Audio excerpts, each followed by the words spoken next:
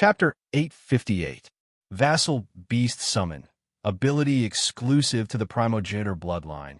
Cannot be exchanged. Summon an otherworldly beast under the wielder's command. Vassal beasts possess immense destructive power. Even the weakest vassal beast is superior to the most advanced fighter jets and tanks. A primogenitor's vassal beast possesses the power to destroy an entire empire. Vassal beasts are a collection of mana. They possess sentience but do not have a physical body. They cannot be attacked. However, an attack with mana greater than the vassal beast's body can be nullified. The vassal beast will reside in the wielder's blood and absorb the wielder's life force, greatly reducing the wielder's lifespan. Therefore, only a vampire with unlimited life force can truly control a vassal beast. Without a doubt, this is a terrifying ability. Even the weakest vassal beast is superior to the most advanced fighter jets and tanks. A primogenitor's vassal beast possesses the power to destroy an entire empire. And I am a primogenitor. In other words, if I can obtain this ability and summon a vassal beast, it will possess enough destructive power to destroy an entire empire. Vassal beasts will become my most powerful means of attack at this stage of the game. On top of that, vassal beasts are a collection of mana. They do not have a physical body and cannot be attacked. Vassal beasts are even more powerful than before. Wu Yin can already imagine what would happen if a monster like this was thrown into the Ailu Empire and wreaked havoc as it pleased. Even though using mana greater than the vassal beast's body to nullify the damage, vassal beasts are a collection of mana. A primogenitor's vassal beast is a source of mana, who can possess a greater amount of mana than a vassal beast. With my current strength, I can summon a vassal beast. Even a demigod expert who is proficient in magic would not be able to block one of my attacks. Even a demigod expert would have to exhaust most of his mana. After 2 attacks, the opponent's mana would be depleted. Without mana, the vassal beast is just a paper tiger. What's there to worry about? Of course, a demigod expert isn't that stupid. If they understood the nature of a vassal beast, they wouldn't be foolish enough to take it head-on. However, that doesn't diminish the power of a vassal beast. Moreover, vassal beasts had their own consciousness, so he didn't need to control them. Being able to fight on his own saved him a lot of trouble. With his current power level, he can summon a familiar to fight alongside him. He's confident he won't lose to a Tier 9 combatant. If one had 2 familiars, or more than 2 familiars. Thinking about it, Wu Yin felt that this ability was a bit abnormal.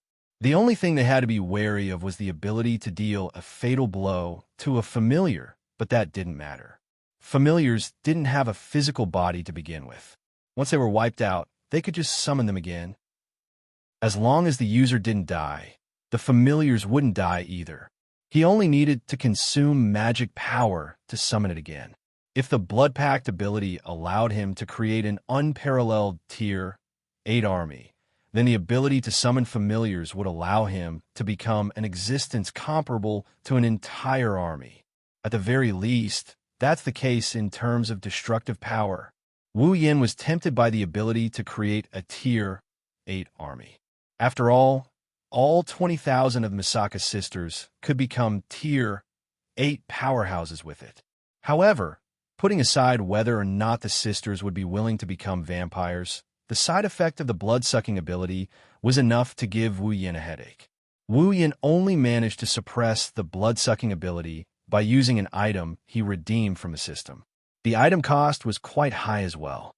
If he wanted to redeem an item that could suppress the blood-sucking ability of 20,000 Misaka sisters, he wouldn't be able to do it unless he pawned everything in his ring of gold.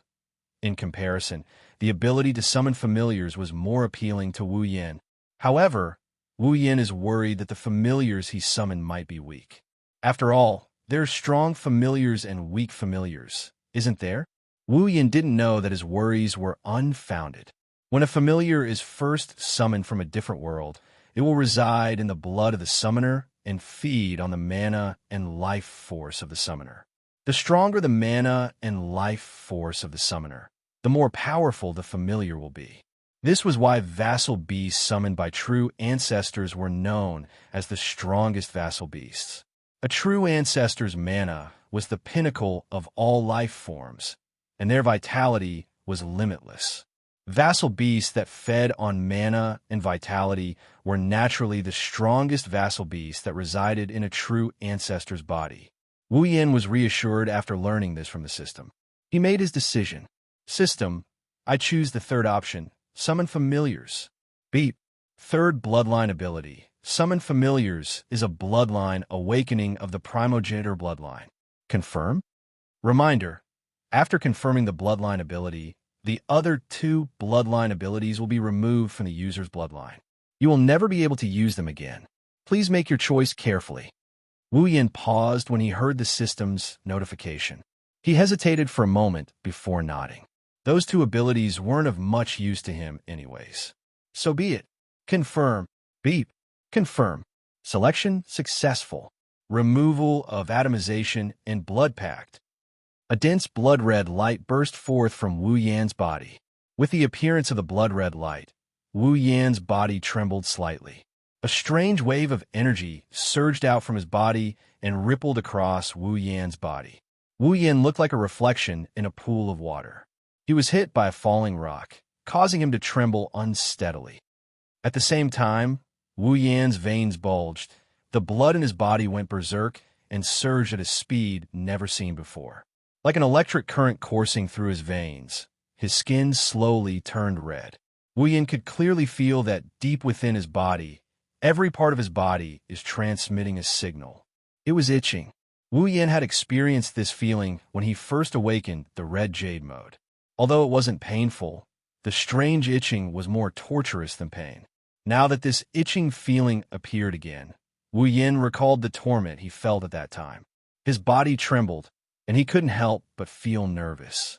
However, to his surprise, the itching from Wu Yan's body was not as strong as when he first awakened the red jade mode. Although it was still very itchy, it was still within the range of Wu Yan's tolerance. Wu Yan heaved a sigh of relief. As the blood in his body went berserk and the abnormal waves on the surface of his body slowly acted on his body, Wu Yan felt that his blood seemed to have undergone some changes. His internal organs also began to change due to the absorption of the abnormal waves on the surface of his body. As for what was different, Wu Yan couldn't put his finger on it. The indescribable feeling made Wu Yan's heart itch. Not long after, the abnormal waves on the surface of his body were completely absorbed by his internal organs.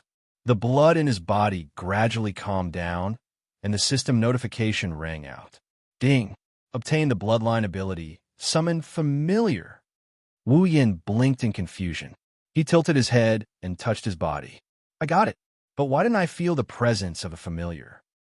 This is the user's first time summoning a familiar. The familiar must be summoned from an otherworldly summoning world.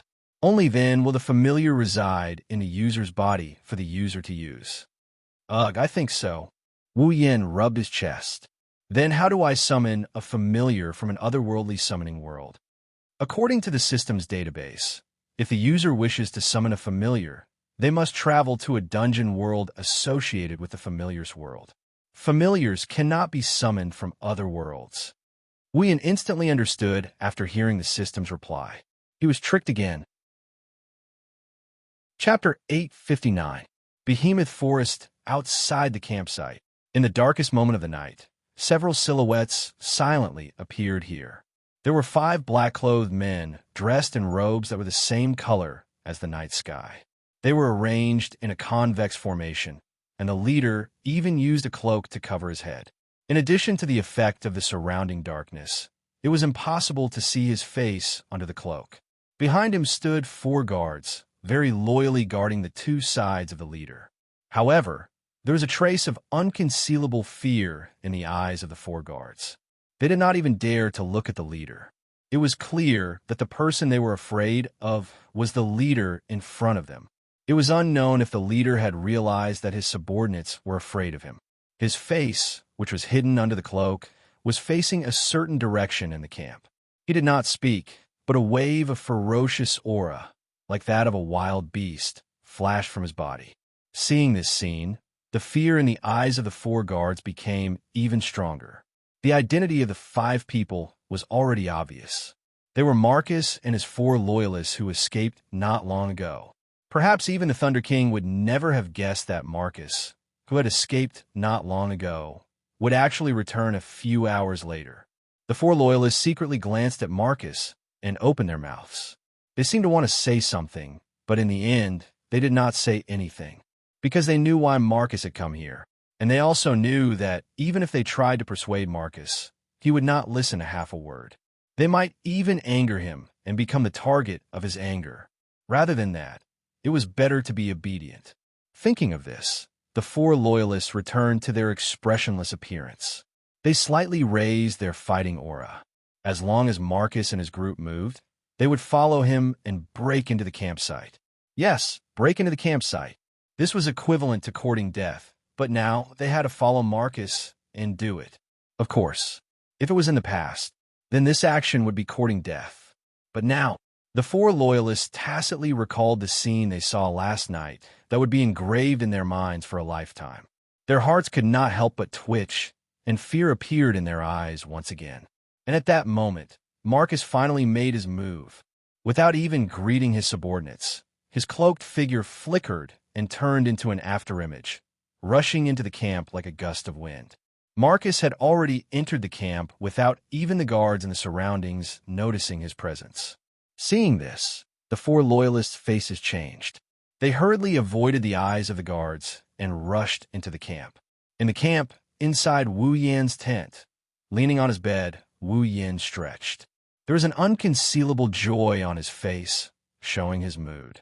In his arms, Chuju was lying there, pressed against Wu Yan's chest.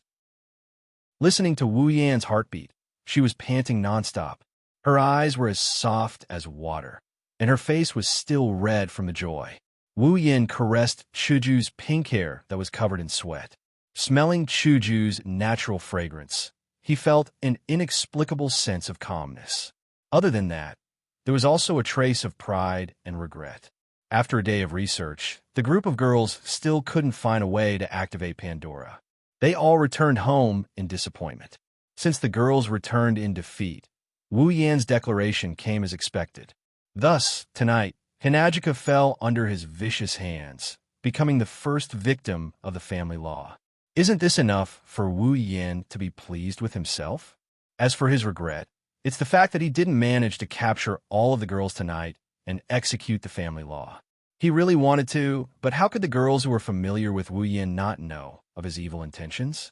Thus, before night fell, they all went into their tents one by one, not giving him the chance to catch them all in one fell swoop. The only way he could do that is if he went into the tents one by one, but that's not going to work either. If he went into the tents, the girls he caught earlier would run away. Therefore, Wu Yan could only execute his house discipline over several nights. This was the reason why Wu Yan felt regret.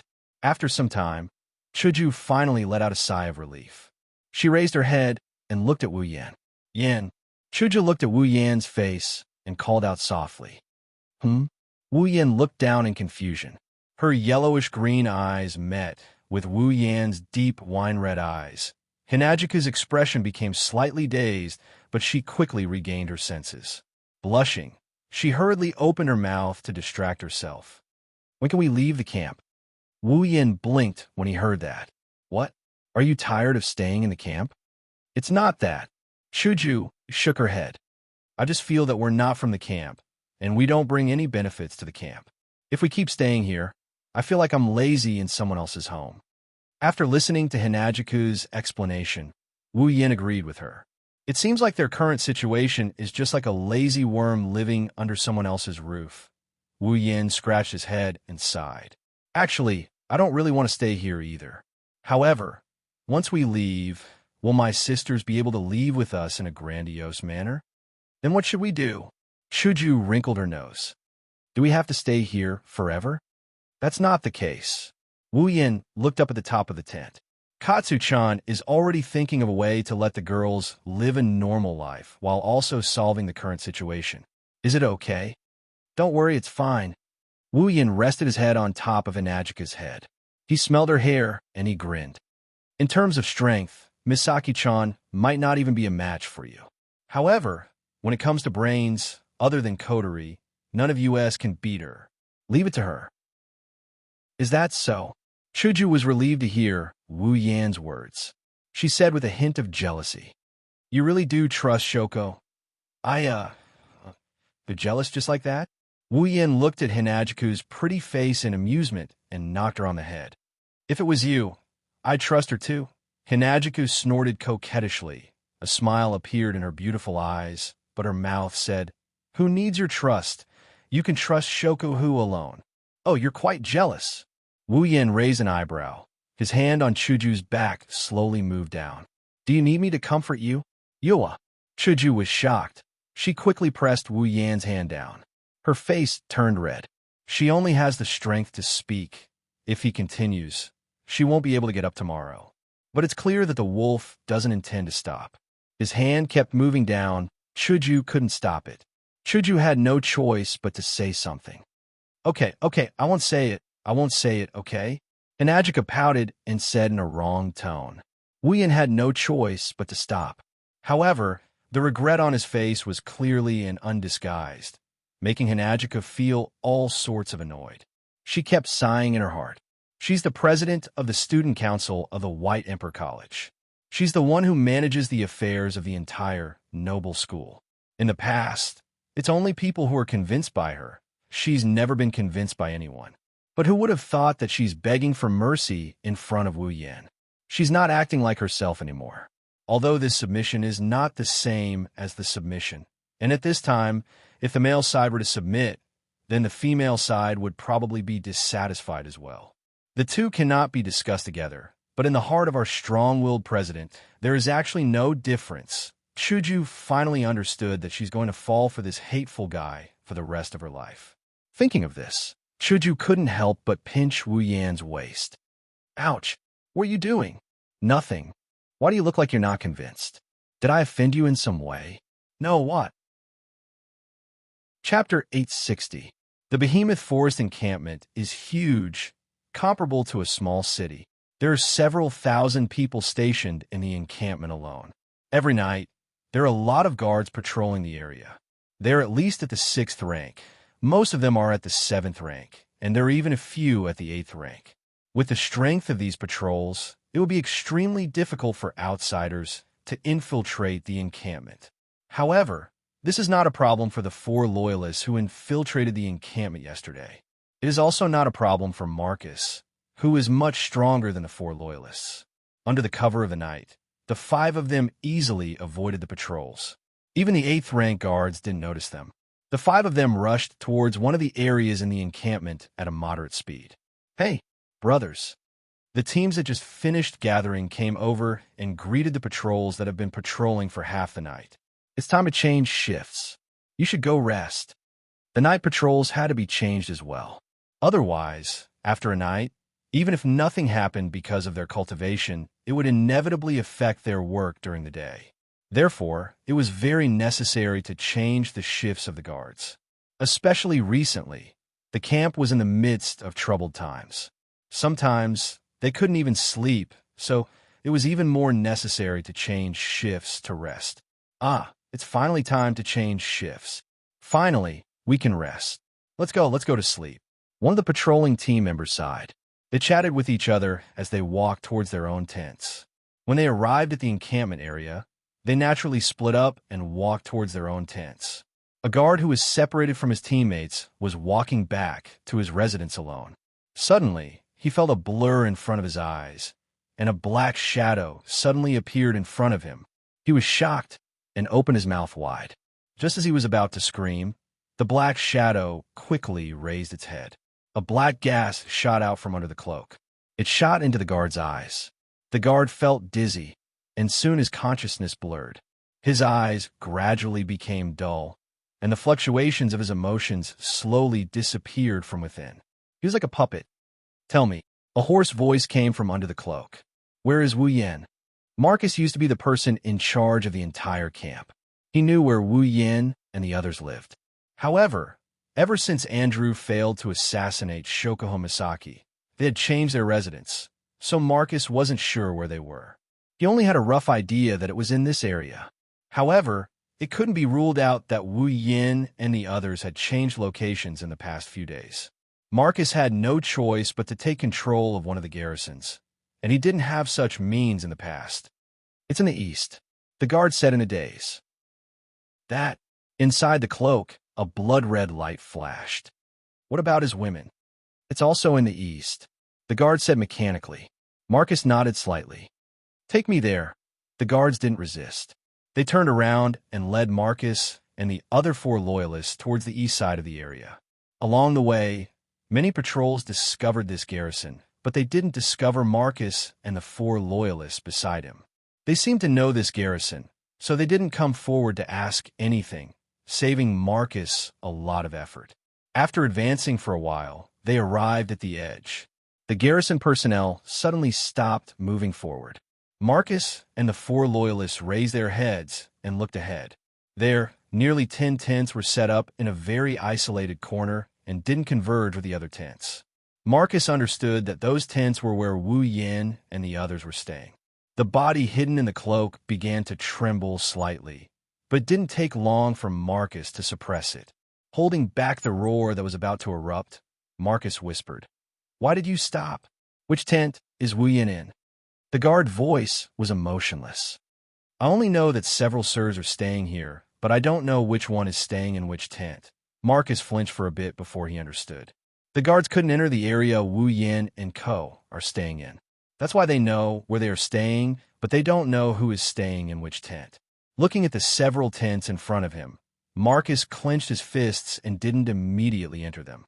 After all, Wu Yin wasn't the only one there. There were 2 other 9th rank existences. He didn't know that there were more than 2 9th rank existences there. There were 7 of them. In the tent area where Wu Yin and the others were staying, the lights were all dimmed. It meant that the owners were asleep. Looking from the outside, although there was no way to know the situation inside, the faint sound of breathing that could be heard would only give others the impression that the person inside had already fallen asleep. But unexpectedly, there was an exception. In one of the tents, the lights were all dimmed. However, the 2 girls living there weren't asleep. No, they weren't asleep. They couldn't fall asleep. Angeloids don't have dreams, and they can't sleep. Ikaros and Astrea laid on the bed, but they didn't close their eyes. They looked at each other in silence. Ikaros and Astrea's cheeks were fiery red. Ikaros was no exception. Before they came to Wu Yan's side, the nights were filled with loneliness and solitude for these 2 beauties. They're already used to it. However, ever since they came to Wu Yan's side, their habits started to crumble. That's because they couldn't fall asleep at night. Only by staying beside Wu Yin would they feel safe and fulfilled. Without Wu Yin, they would feel lonely and lonely. That's why when their master fell asleep at night, the 2 angeloids would sneak into Wu Yan's tent and spend the entire night looking at his sleeping posture. That's the only way they wouldn't feel lonely. Of course, Wu Yin knew about this, but he didn't point it out. Once he feels the 2 girls beside him, if he's tired, he would fall asleep while holding their hands. If he's full of energy, Ikaros and Astrea would have to roll in the sheets with him. Of course, Ikaros and Astrea didn't accompany Wu Yin every night. For example, in this situation, they knew Chuju was in Wu Yan's tent doing something shameless. They didn't dare to enter his tent. If they entered, they would end up like Chuju. A certain wolf would take advantage of them. Thus, the 2 girls returned to their tents. Blushing, they're probably imagining the scene where they did it with Wu Yin. But at a certain moment, the red-faced Ikaros lifted her head. Her pair of indigo pupils flashed and contracted. Then a square frame appeared as her pupils turned crimson red. Ikaros senpai. The sudden change surprised Astrea.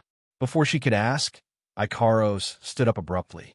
With a flap of her wings, Ikaros dashed out of the tent. Astrea reacted and a square frame appeared in her eyes.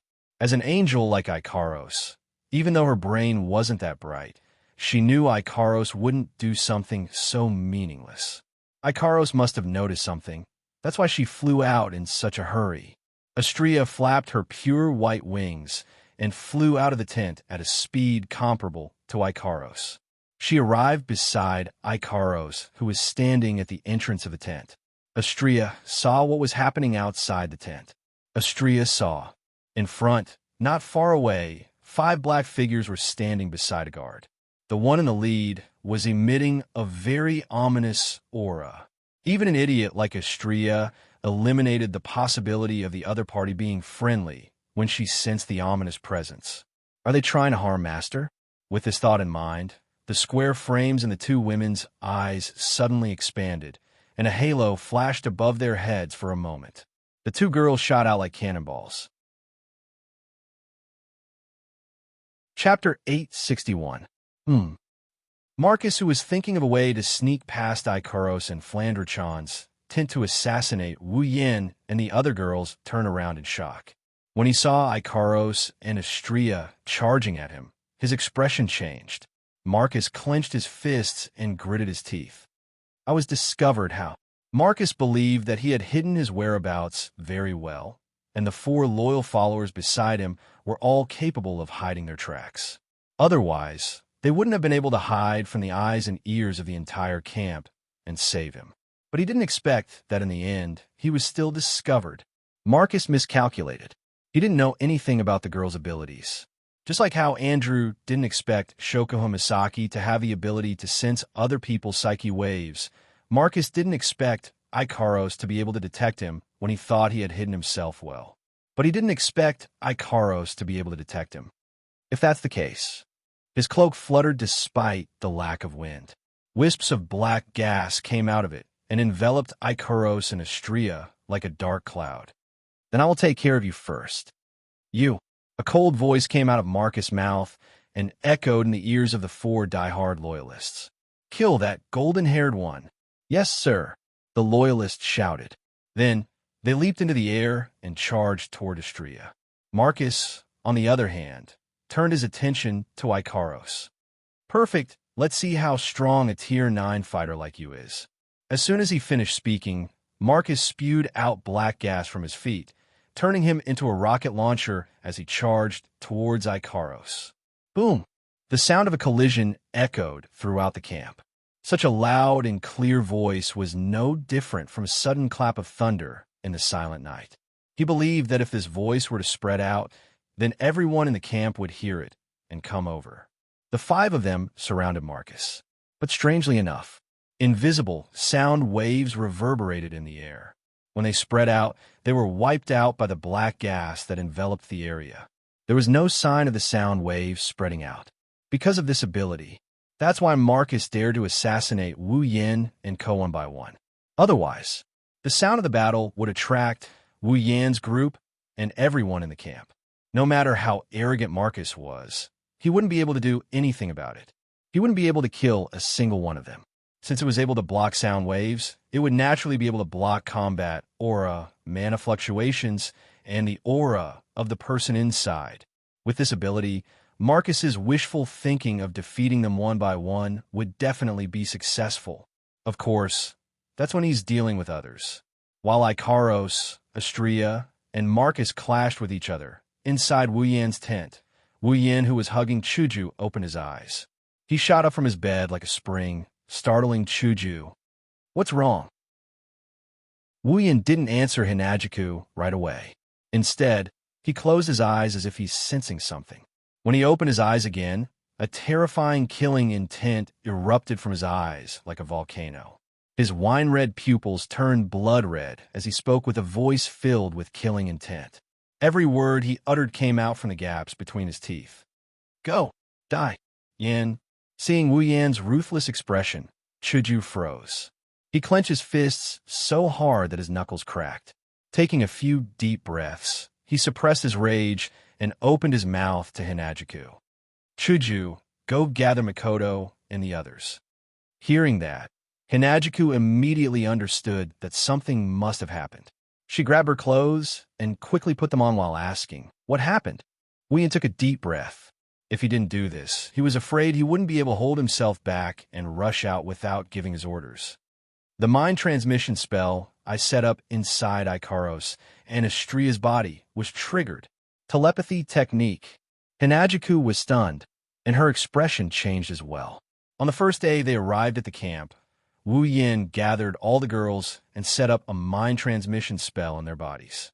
According to Wu Yin, the heart transmission jutsu is a jutsu that allows the user to set up certain conditions in advance and then engrave them into the user's body. Once the preset conditions are triggered, the user who set up the jutsu will be able to sense it. Wu Yin set up a mind transmission spell in the girls' bodies. The precondition for triggering the spell is to enter a combat state or encounter danger. In other words, Ikaros and Astria might be fighting someone right now. Fighting someone in the middle of the night without Wu Yin and Chuja's knowledge.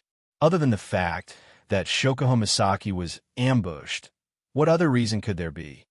No wonder Yin is so angry. Wu Yin waved his hand, and the clothes on a rack flew up into the air and landed on his body. In less than a second, he was dressed. I'll be heading over first. Hinajika nodded. She knows how anxious Wu Yin is right now. If it weren't for the fact that Ikaros and Astria are Tier 9, he probably wouldn't even have the time to inform her of his arrival before rushing over. Be careful. Mana surged out of Wu Yin's body. His body flashed, and he disappeared. Chuju ran out of the tent and ran towards the girls. Boom! A loud sound rang out in the space, filled with black gas. The ripples of the blast spread out and hit the encirclement formed by the black gas. Then, the black gas was completely absorbed without any leakage. Ikaros's emotionless eyes swept past Marcus, who was rushing towards her. Her luminous wings flickered with a blue radiance. Her body trembled, and an afterimage was left behind. Ikaros herself had already arrived in front of Marcus without any warning. That was fast. The sudden appearance of Ikaros also caused Marcus's heart to skip a beat. The do-chi in his body surged violently and ignited on the surface of his body. However, the icy blue do-chi of the past had already disappeared without a trace. Instead, it had turned into a black stream of air with a decaying aura. The black gas swirled and condensed into whips. Carrying a rotten stench, the whips lashed out at Ikaros and smashed into her body. Before Marcus could reveal a happy expression, several black gas whips suddenly stopped a meter in front of Ikaros and struck her with a muffled sound. At the place where the black gas whips stopped, a crystal-like beehive barrier reverberated. It was Ikaros' absolute defense circle. In an instant, the black whip dissipated.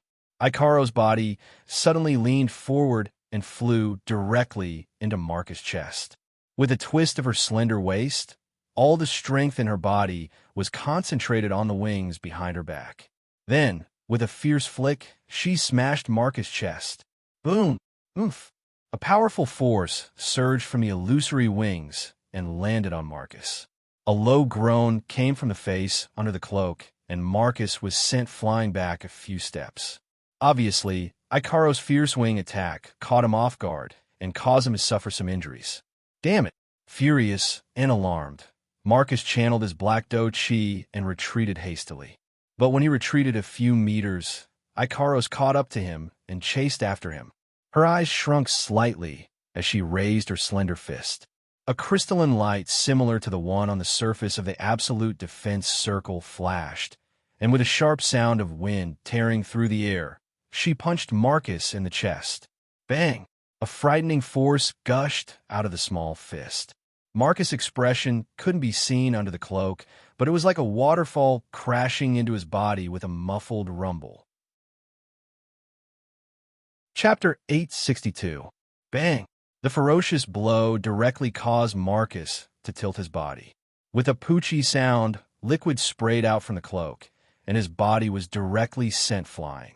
However, the liquid that sprayed out from the face under Marcus' cloak wasn't blood, but an ink-like black liquid with a foul stench. Instead of falling to the ground, the stench of the unknown liquid seeped through the air and turned into a black arrow, shooting straight for Ikaros' delicate face. Ikaros raised her head. A stream of data flowed out from her crimson pupils as if she's analyzing the data of the entire battle. She didn't move an inch and casually threw out absolute defense circle to cover the front of her body, allowing the black liquid arrow to hit it. In the next second, A sizzling sound like an egg being dropped into a frying pan came from Absolute Defense Circle. It's the black arrow corroding the surface of Absolute Defense Circle like acid. Seeing this, even Ikaros couldn't help but pause for a moment. Obviously, she didn't expect this result. Fortunately, the black arrow didn't seem to be able to corrode Absolute Defense Circle. It only caused a burst of poisonous smoke before disappearing without a trace. The whole process may seem long, but from the moment Ikaros and Marcus faced each other head-on, it's clear that Marcus didn't have much time left. It only took a dozen or so seconds for the two melee attacks to take place. In these dozen or so seconds, Ikaros had the absolute upper hand. Just as Marcus stabilized himself, his line of sight quickly shifted to Ikaros, who was floating in the air. Seeing Ikaros's unscathed appearance, he gnashed his teeth in hatred from under his cloak. This woman is so strong. In just a dozen or so seconds, he already suffered 2 losses at the hands of the opponent. At this point, no matter how stupid Marcus is, he finally understood. He finally understood. This woman called Ikaros isn't what he thought she was. She's like him, relying on some kind of method. She's a fake who forcefully raised her strength to the 9th stage. But how is this possible? This woman, she's still so young. How can she rely on her own strength to reach the 9th stage? Marcus' voice was filled with uncontrollable jealousy and hatred. One must know, he had paid a rather painful price to reach the 9th stage. Looking at Ikaros' unwavering eyes, Marcus cautiously took a few steps back.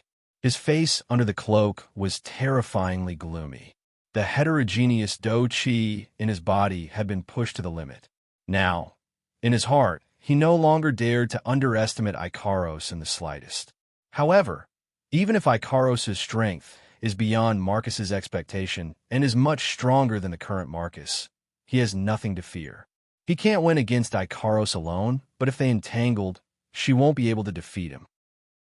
Once Astrea is killed by Marcus' 4 diehard followers, she will join forces with me, and I will tank her head-on while the 4 diehard followers attack me from the side. I don't believe I can't win this battle. Lin Sanjiu thought.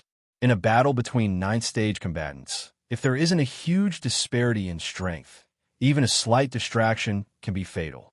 Ikaros is stronger than Marcus, but not by much. Under such circumstances, with 4 more diehard followers harassing her, she'll definitely die.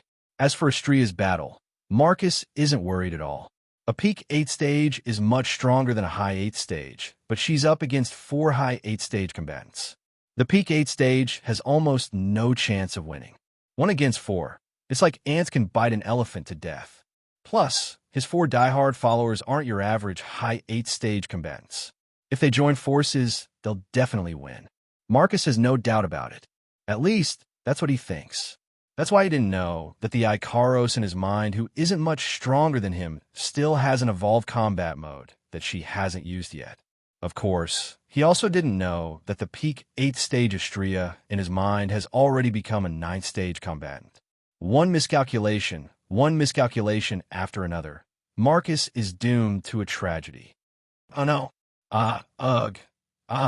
Just as Marcus was about to use a delaying tactic to fight Ikaros, not far away, several familiar screams suddenly resounded, accompanied by an astonishing pressure. An ominous premonition emerged from the depths of Marcus's heart. He did not dare to turn his head to look at the source of the sound, but his head still turned uncontrollably. Then, the scene that entered his eyes caused his body to tremble violently. The one-sided siege that he had expected did not happen.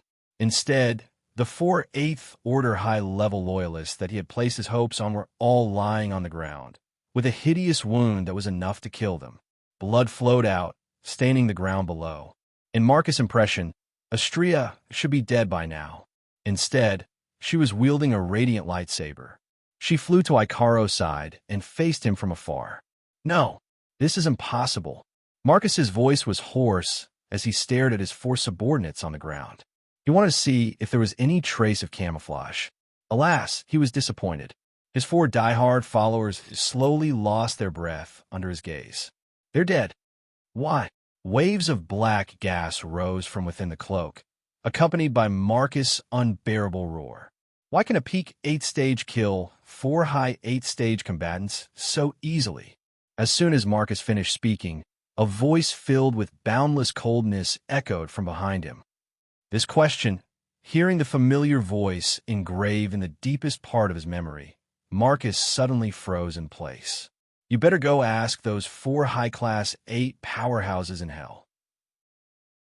The body hidden under the cloak began to tremble at a far higher frequency than before. A monstrous, ferocious aura surged out from Marcus' body, bringing with it a black aura like a gale. He turned around and swept behind him. Wu Yan. Wu Yan's wine-red eyes revealed a hint of mockery. He didn't even raise his hand, and a wall of magic lit up like a light.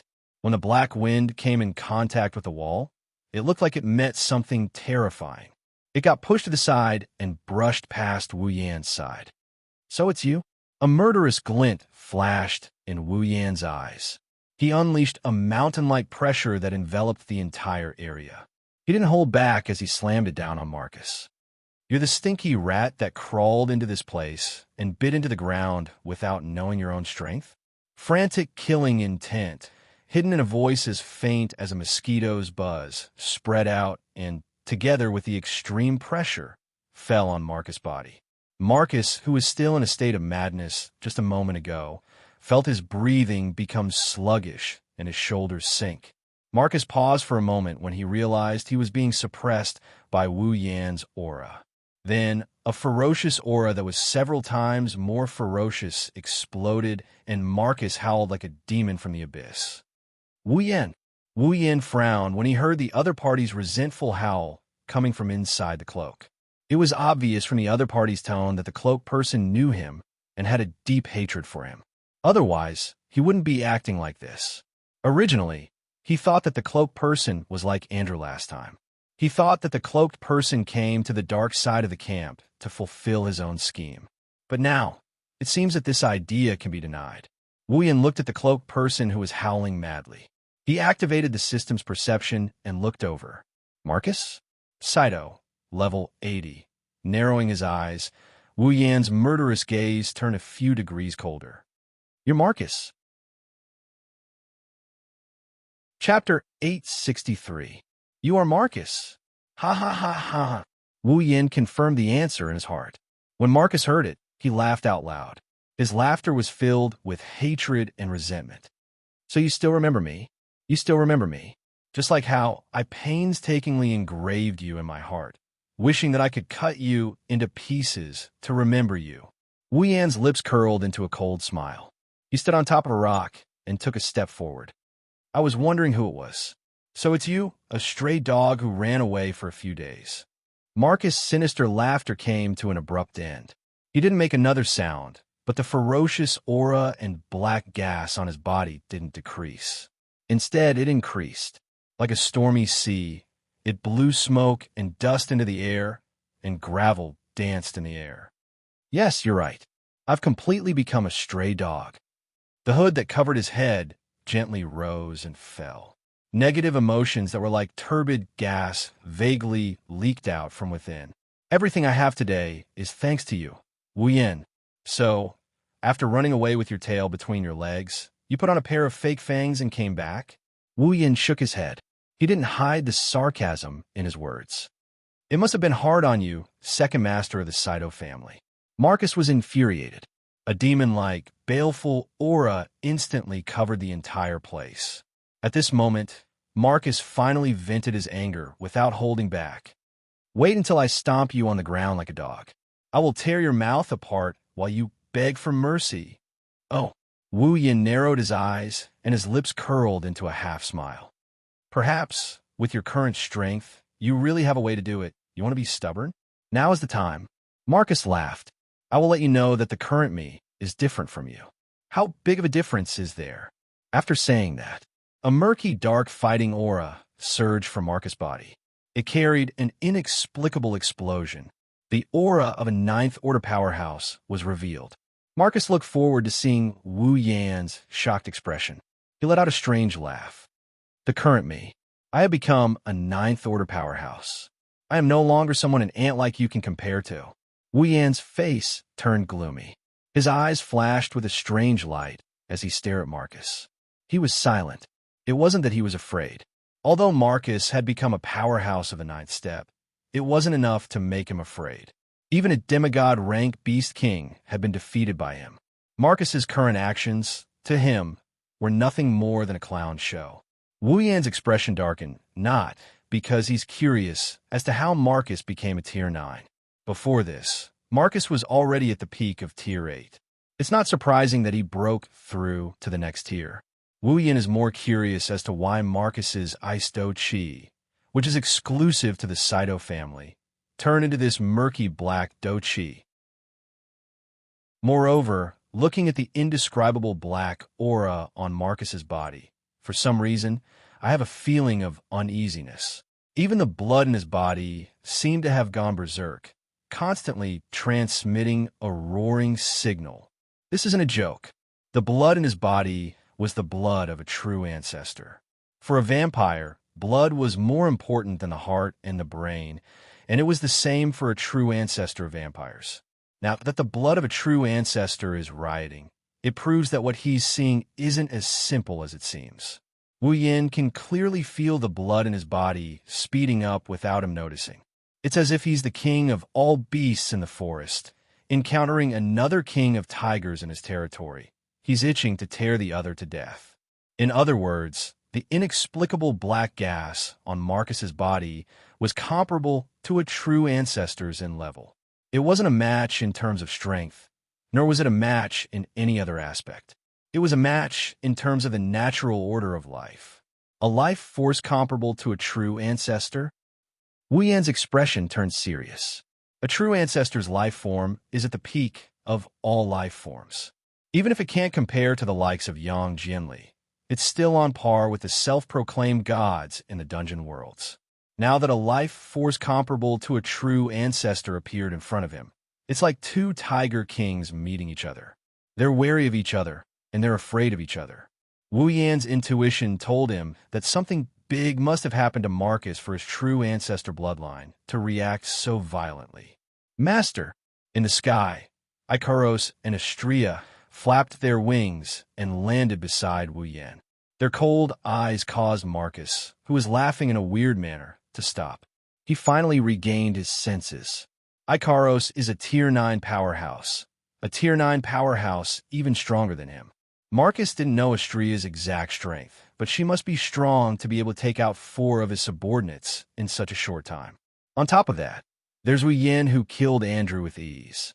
Marcus calmed down, but he seemed to be hesitating. Right now, he was alone and helpless in the midst of the enemy's camp.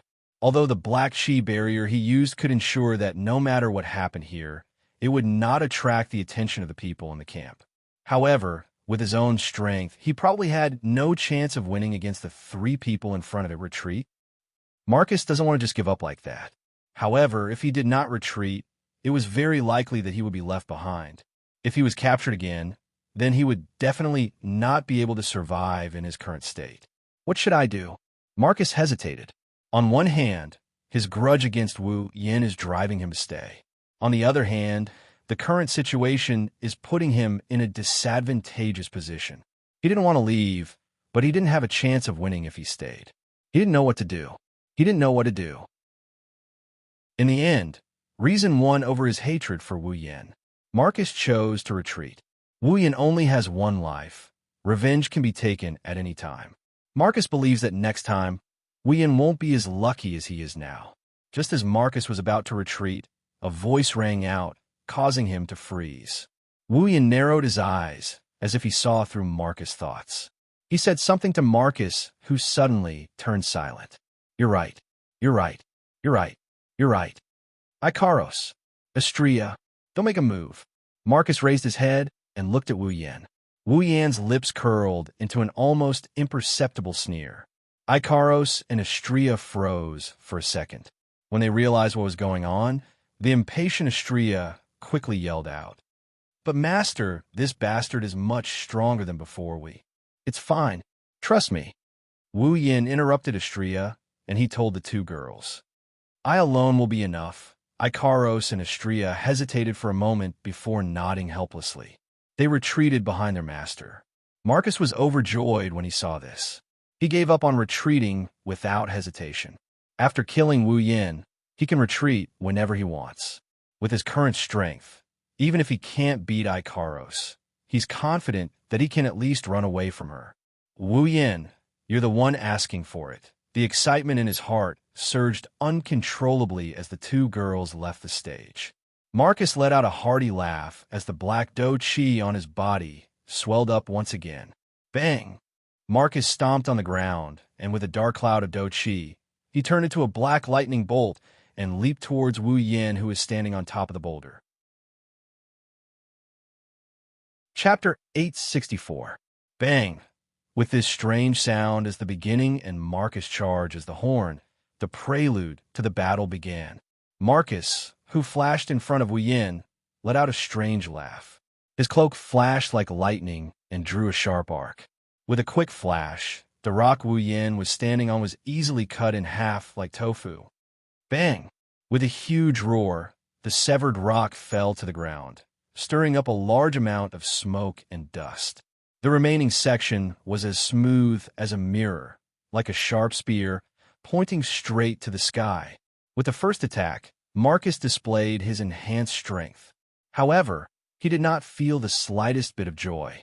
His gaze turned to the side, and there, Wu Yin, who had appeared on another rock at an unknown time, looked at him with an expressionless face. On his body, a magical fluctuation that surprised him began to slowly rise. Indeed, it seems that you have improved a little. Hearing Wu Yan's words, which seemed to be spoken to a weakling, Marcus snorted with anger. Without any hesitation, his figure leaped again, bent down, and quickly continued to rush toward Wu Yin. His figure turned into a black light wind, and in the blink of an eye, he had covered half of the distance of 100 meters. Only half of the distance was covered.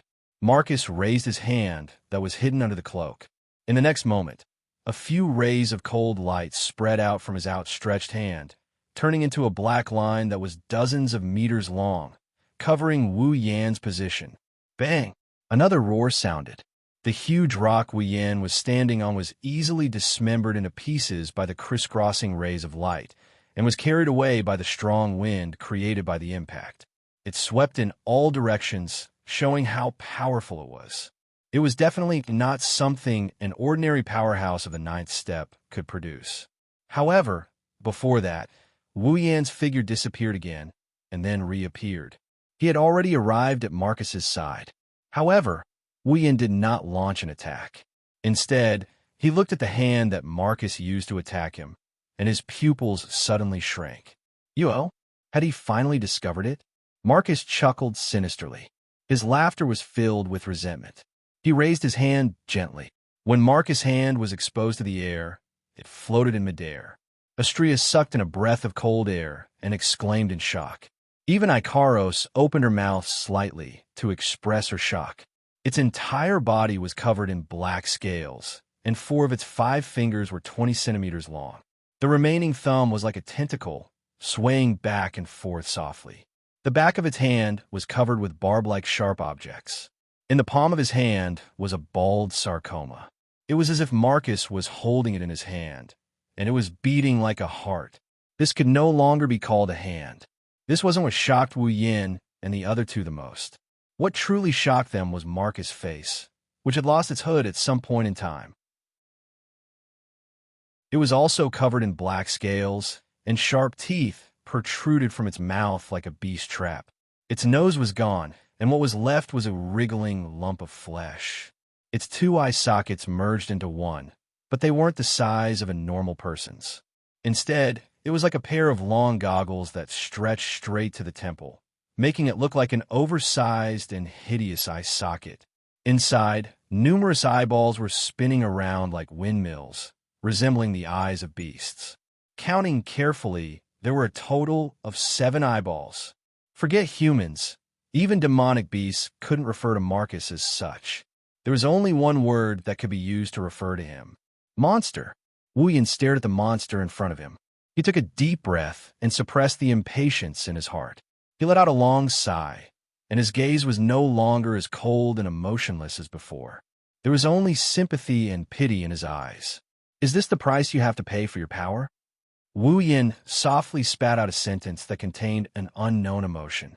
Marcus opened and closed its beast trap-like mouth. It squeezed out a creepy laughter from its throat. Although the laughter was very strange, it wasn't hard to hear the overflowing resentment in it. That's right, because of you, I became like this.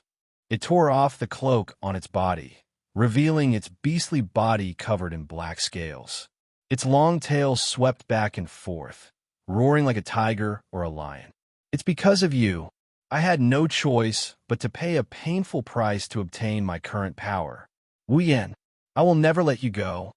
Hearing this, Wu Yan closed his eyes and became silent. Following Wu Yan's silence, the scene suddenly fell into a strange silence. Only Marcus's sweeping tail, swaying tentacles, pulsing sarcoma, and rotating eyeballs emitted a strange sound that was enough to give one goosebumps. The atmosphere in the silent scene was very gloomy. At a certain moment, Wu Yin suddenly opened his eyes. His wine-red pupils had already turned into a noble gold. Lamentable life. Wu Yin coldly stared at Marcus, who had turned into the most unsightly monster. His indifferent voice slowly spread to the surroundings. I will end you, he. Ha! Ha ha ha ha ha! Marcus burst into laughter. As his laughter rang out, a series of oppressive, ferocious roars resounded deafeningly. If you can do it, then give it a try. After saying that, Marcus waved his hands together, creating a sharp sound of friction between the atmosphere and a blast of wind. He fiercely grabbed downwards. Several black rays of light shot out from his four sinister and terrifying long fingertips and violently shot towards Wu Yan. Looking at the incoming black rays, Wu Yan gently leaned to the side. A surge of vigorous magic burned from his body as he activated spatial magic. In an instant, he disappeared from the spot. Several black rays of light suddenly missed. What are you doing? Huh? Didn't you say you want to end me? The words coming out of Marcus's mouth became like a deep, beastly roar. His spirit also seemed to have become deranged. He turned towards Wu Yan's direction and made a strange sound. What's wrong? What's wrong? Do you only know how to dodge? Don't worry. Wu Yan's head gradually lowered. His bangs in front of his forehead covered his face. His voice was as soft as water ripples. Right now, I'll give you a dazzling death. Following Wu Yan's voice, the slowly burning magic on the surface of his body suddenly expanded. Boom! The sound of flames burning things exploded in the surrounding space.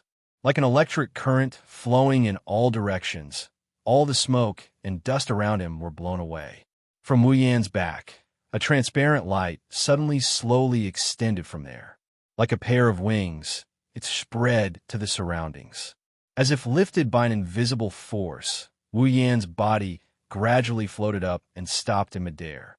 Seeing this, Marcus was startled and then laughed loudly. What? Do you want to be a birdman, like your woman? There's no other way. Looking down at the monster below, Wu Yan opened his mouth. If you want to deal with a monster, you have to turn into a monster yourself. I'll let you experience it. 103000 Book of Witchcraft Spell Feast.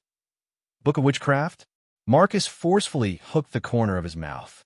His long tongue directly licked his eyes. It doesn't matter what. Come on, let me tear you apart. Raising his long claws, he pointed his fingertips at Wu Yan. Like a beam of black light, it shot towards him. This time, Wu Yan didn't use teleportation. He motionlessly looked at the approaching beam of light. Behind him, a light belt suddenly twisted and met the beam of light. Pong! The beam of light collided with the belt of light.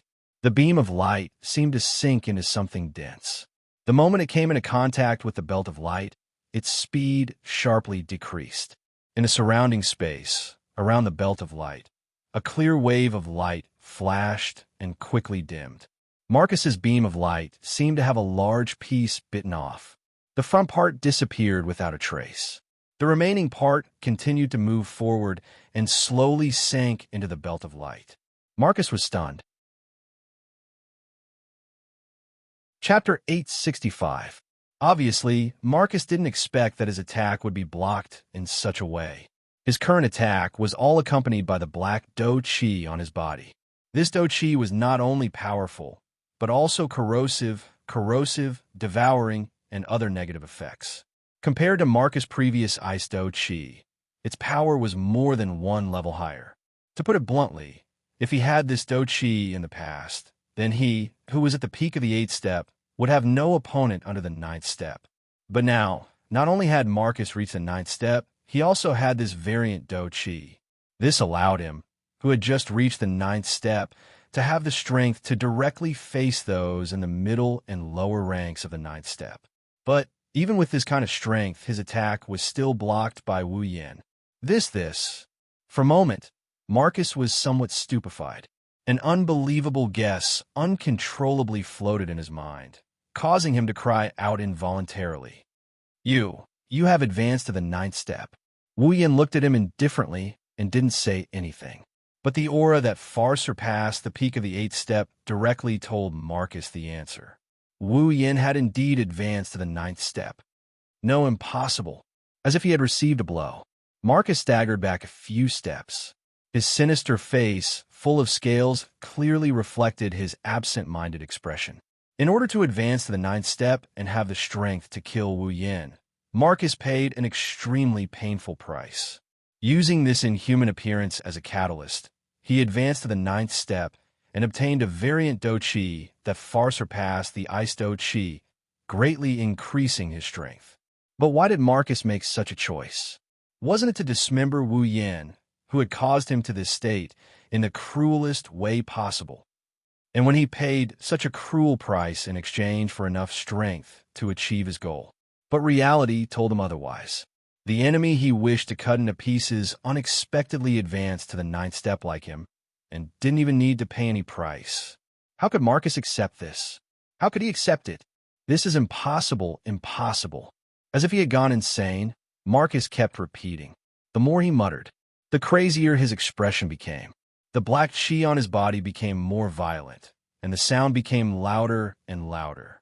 The muttering sound had already evolved into a roar, and the black gas on his body had completely exploded. This is impossible. An extremely crazy hatred soared into the sky, causing every corner of the scene to be filled with a sinister and fiendish aura. Marcus seemed to have gone mad. He leaned forward, swept his tail across the ground, and rushed towards Wu Yan, who was floating in the air. I'll kill you. Following Marcus' actions and roars, Wu Yan's golden pupils became even more indifferent. Behind him, the transparent and invisible light ribbons seemed to have been awakened and danced. Several light ribbons twisted and shot out like whips. With a sharp sound, they met the charging Marcus. Die, die, die, die. Marcus had fallen into a frenzy of hatred. There was no longer a shred of reason in his head. He only had one thought now, and that was to kill Wu Yan. With a wave of his hand, his sharp claws shot out like spears, stabbing at the oncoming light ribbons. At this moment, the light ribbons that were about to collide with Marcus' ferocious sharp claws suddenly flashed, and their color gradually dimmed. Marcus' sharp claws pierced through them, as if they had encountered a mirage. Marcus subconsciously froze when he felt that his attack had missed. While he was in a daze, the light ribbons flashed again. The originally dimmed color suddenly lit up, and with a whistling sound, they shot straight at Marcus' face. In his heart, a sense of crisis quietly arose, calling back Marcus' reason. Without any hesitation, Marcus' long tail twisted behind him. His body was in the air without any support, but he suddenly turned and jumped down, avoiding the light ribbons shooting at him. Bang! The light ribbons pierced downward, passing through Marcus' original position and smashing into the ground. The next moment, an explosion resounded, accompanied by a 1-meter diameter hole on the ground where the light ribbons attacked. Seeing this scene, Marcus instantly understood that the light ribbons can transform between tangible and intangible forms. Damn it, Marcus angrily rebuked. You're only using small tricks. Small tricks? Looking down at the hateful Marcus, the corner of Wu Yan's mouth hooked into a smile that wasn't a smile. Then, Let's change to another method of attack. With that said, a few more light ribbons danced like a whirlwind, causing Marcus to be vigilant. But to his surprise, the light ribbons didn't shoot at him this time. Instead, they were like spider legs, slightly bent and pointed in his direction. Buzz, buzz. Suddenly, small specks of light appeared around the tip of the light ribbons, accompanied by a buzzing sound, gathered at the tip of the light ribbons and formed a small light bead. Then, the tip of the light ribbons trembled. The light bead instantly turned into small light beams and shot out. Another long-range attack. Marcus's face was ashen. He is a warrior, without a doubt. His strength can only be fully displayed in close combat, being forced to passively defend by Wu Yan's long-range attacks. In the end, he will only be reduced to exhausting his combat chi and losing. I must find a way to get close to him first. With that thought, Marcus suppressed the impetuousness in his heart and didn't dodge. Instead, he fiercely swung his claws, turning into a series of afterimages, hitting the light beams one after another, scattering them into clusters of light flowers. In response, Wu Yan only pointed with one hand, and all the light ribbons pointed at Marcus, converging into light beams and raining down on him. Seeing this, Marcus hurriedly took a step back and then stretched out his claws, repeatedly slashing in front of him. Then, a wave of dense black light swarmed out, colliding with the light beams falling like rain. Bang, bang, bang, bang, bang. Continuous explosions echoed between Wu Yan and Marcus. The light beams and light beams collided, stirring up a moderate amount of dust, gathering together to form a smoke screen, blocking the vision of the two, making them unable to see each other. Marcus wasn't surprised, but happy instead. Good chance. Roar. From his mouth, a roar like that of a beast was transmitted from Marcus' throat. Like a signal, the black gas on his body swelled up like a chain reaction, raising his claws and swinging them down. An incomparably dazzling black light suddenly bloomed from his hands, as if crossing through space, ignoring the distance between the two, the smoke screen that covered the sky, and the target's location, flashing past. In an instant, Marcus, carrying the black light, suddenly flashed in front of Wu Yan. Wu Yan's pupils constricted. Looking at Wu Yan's pupils gradually constricting, Marcus smiled sinisterly. Die for me. Amidst the roar, the black light on Marcus' body all condensed into one of his claws. In an instant, that incomparably ugly claw suddenly expanded several times, growing to the size of a wash basin. Immediately, against the whistling heavy pressure, it fiercely smashed towards Wu Yan's chest. In his eyes, that huge claw gradually expanded. It was clearly less than a second, but the surrounding time seemed to have stopped. Marcus' movements became incomparably slow, and his sinister and terrifying face was clearly reflected in Wu Yan's golden pupils. Dong dong. At the critical moment, those light ribbons extending from Wu Yan's back fiercely twisted and entangled together, forming a huge, sharp light blade. Carrying a force of 10 million average, it suddenly pierced out in a thousandth of a second, colliding with Marcus' huge claw. Bang! Like a thunderclap being detonated, a huge shockwave erupted and swept out in all directions. On the ground, countless towering boulders were directly smashed into powder by the violent shockwave. An entire layer of the thick ground was also swept away by the shockwave that constantly erupted out like a tidal wave. Smoke and dust covered the earth.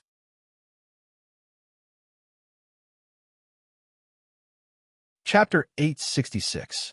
Strong winds rolled up, smoke and dust flew everywhere. The figures of the two people who were fighting had long been concealed. In the sky, Icaros and Astrea flapped their wings and blew away the dust cloud. The illusory frames in their eyes were still rotating, proving that their vision wasn't obstructed by the cloud. The black gas that enveloped the surrounding space and isolated the outside world gently blew away all the smoke and dust inside. When the dust settled, only a huge hole was left on the ground. It appeared in this hidden world, showing the desolation of this world. The figures of Wu Yin and Marcus slowly appeared at this time. The huge claws and the huge lightsaber were still rubbing against each other, creating sparks. They were still in a deadlock. Ah! Black chi surged on his claws. Marcus kept exerting strength while roaring unwillingly. He tried to smash the light blade in front of him to make his attack work. However, the light blade seemed to have an inexhaustible amount of strength. It spread like a pair of wings. Pong! With a soft, muffled sound, an unparalleled force passed through the light blade and continuously acted on the hand claw. It shook the claw and even the slowly fluctuating black gas. Suddenly, Marcus seemed to have hit a wall and was shaken back under the effect of the light blade. Bastard! Marcus cursed and landed on the ground again. He was furious that his attack had been nullified. While he was furious, the light ribbons suspended on both sides of Wu Yin quickly rolled up and intertwined into a huge light wall before crashing down with a loud bang. Marcus' expression changed. He couldn't care less about cursing anymore. His figure rapidly retreated, instantly widening the distance between them. The huge wall of light brushed past his body, majestically rushing past him. He plowed out a wide and thick gully on the ground that was riddled with holes. Without slowing down, the wall of light smashed into the surrounding black gas barrier. It was as if a giant was waving its huge fist. The entire sealed world began to tremble, as if it had struck the black energy barrier. Unfortunately, the black gas barrier was very sturdy. After withstanding the blow, it only dimmed for a second before recovering.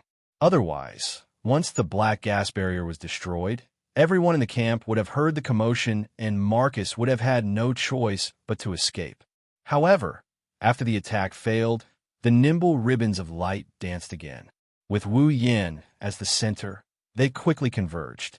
From afar, this scene looked like a spider weaving a web, and Wu Yin was the spider in the center of the web. The formless belt of light once again extended from his back, forming two gigantic wings. Swish! Almost in an instant, the wings suddenly expanded. Without using any space movement magic or any acceleration superpower, the wings flashed in front of Marcus without stirring up any wind. Then, a pair of blade-like wings flashed past and flapped toward Marcus. Pung! The sound wave vibrated, and an invisible impact force burst out between the wings and the sharp claws that Marcus had swung out at an unknown time. Marcus easily blocked the attack. However, it was not over yet. The other wings swung from the other side of Marcus like a big slap.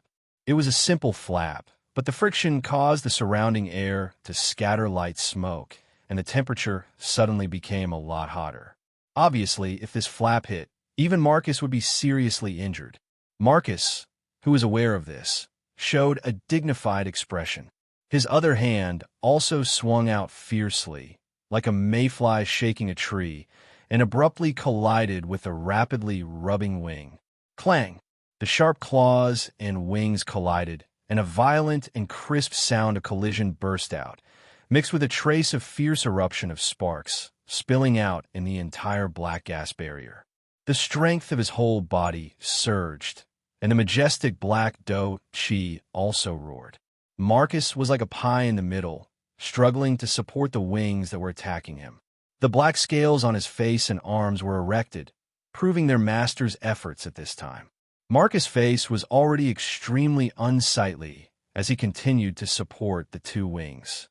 His heart was burning with anger, so much so that Marcus did not notice that Wu Yin, who was floating in the air and at the source of the two wings, was looking down at him, who was tightly entangled with the wings.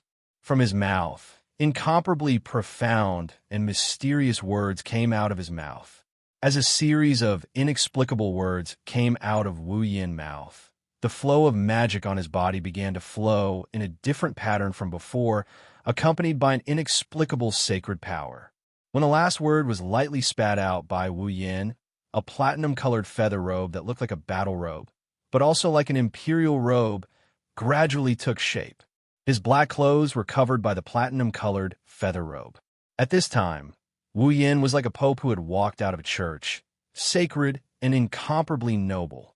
Only when the platinum-colored feather robe was formed did Wu Yin raise his head, and a pair of eyes slowly opened.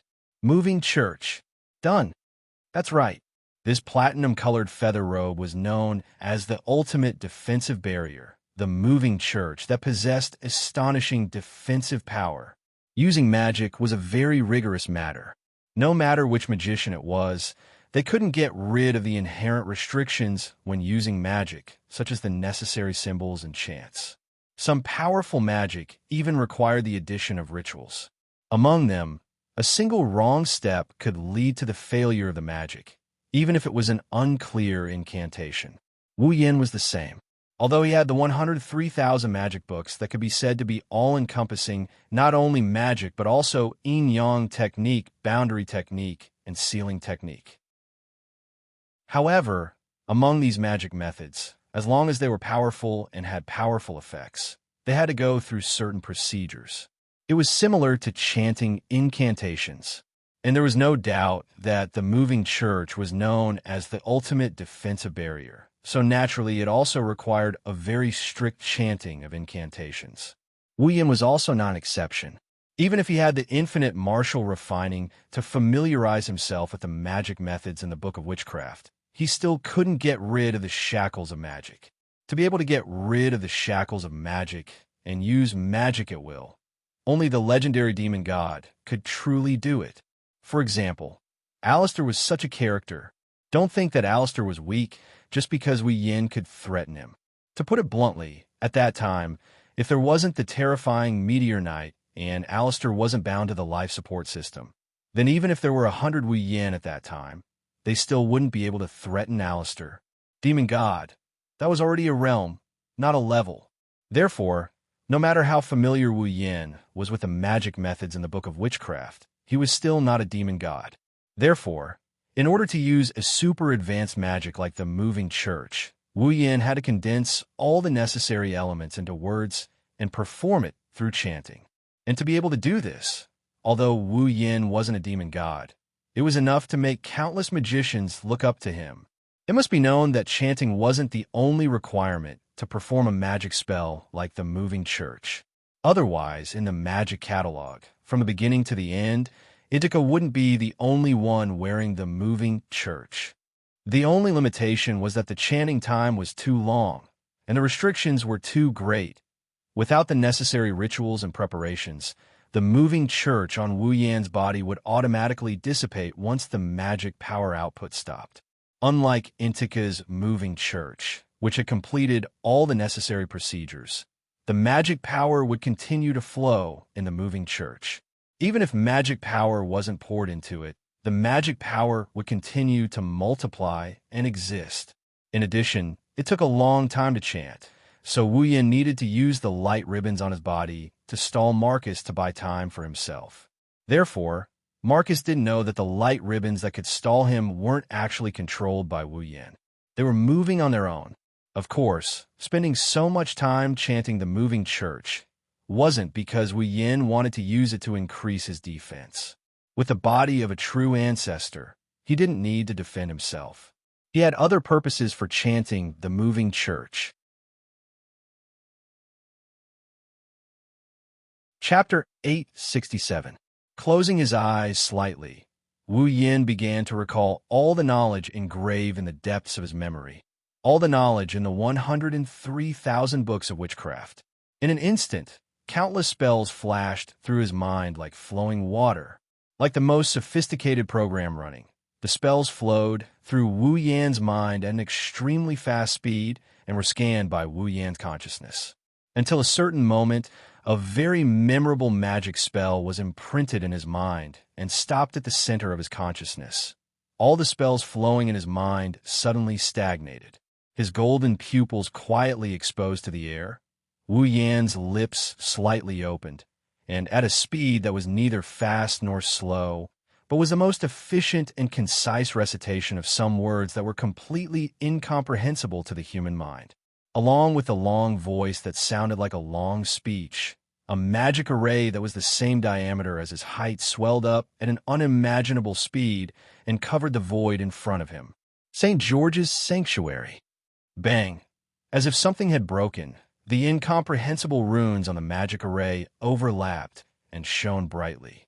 At the center of the magic array, a tiny black dot silently emerged, and then quickly spread out in all directions of the magic array. With the black dot as the center, the entire magic array cracked inch by inch, and small pitch-black cracks spread out, forming a large black net that covered the magic array in front of Wu Yan.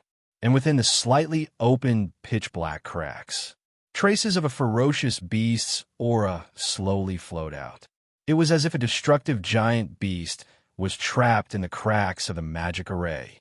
Now, this giant beast, under Wu Yan's call, opened its ferocious and terrifying mouth.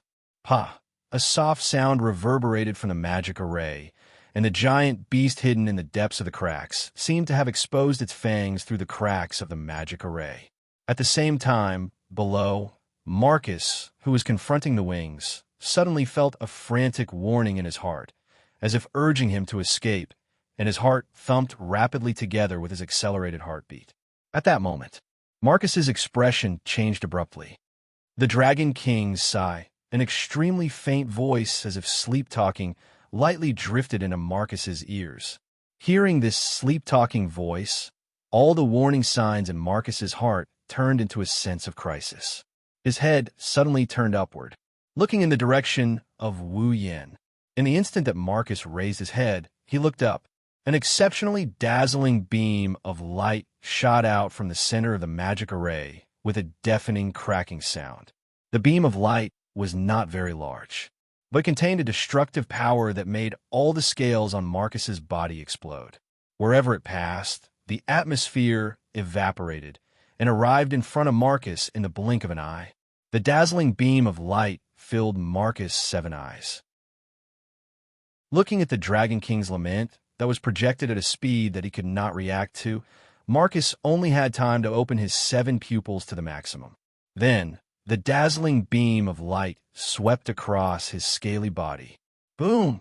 The Dragon King's side directly swept through Marcus's body, passed through his figure, and shot backward, landing on the surrounding black gas barrier.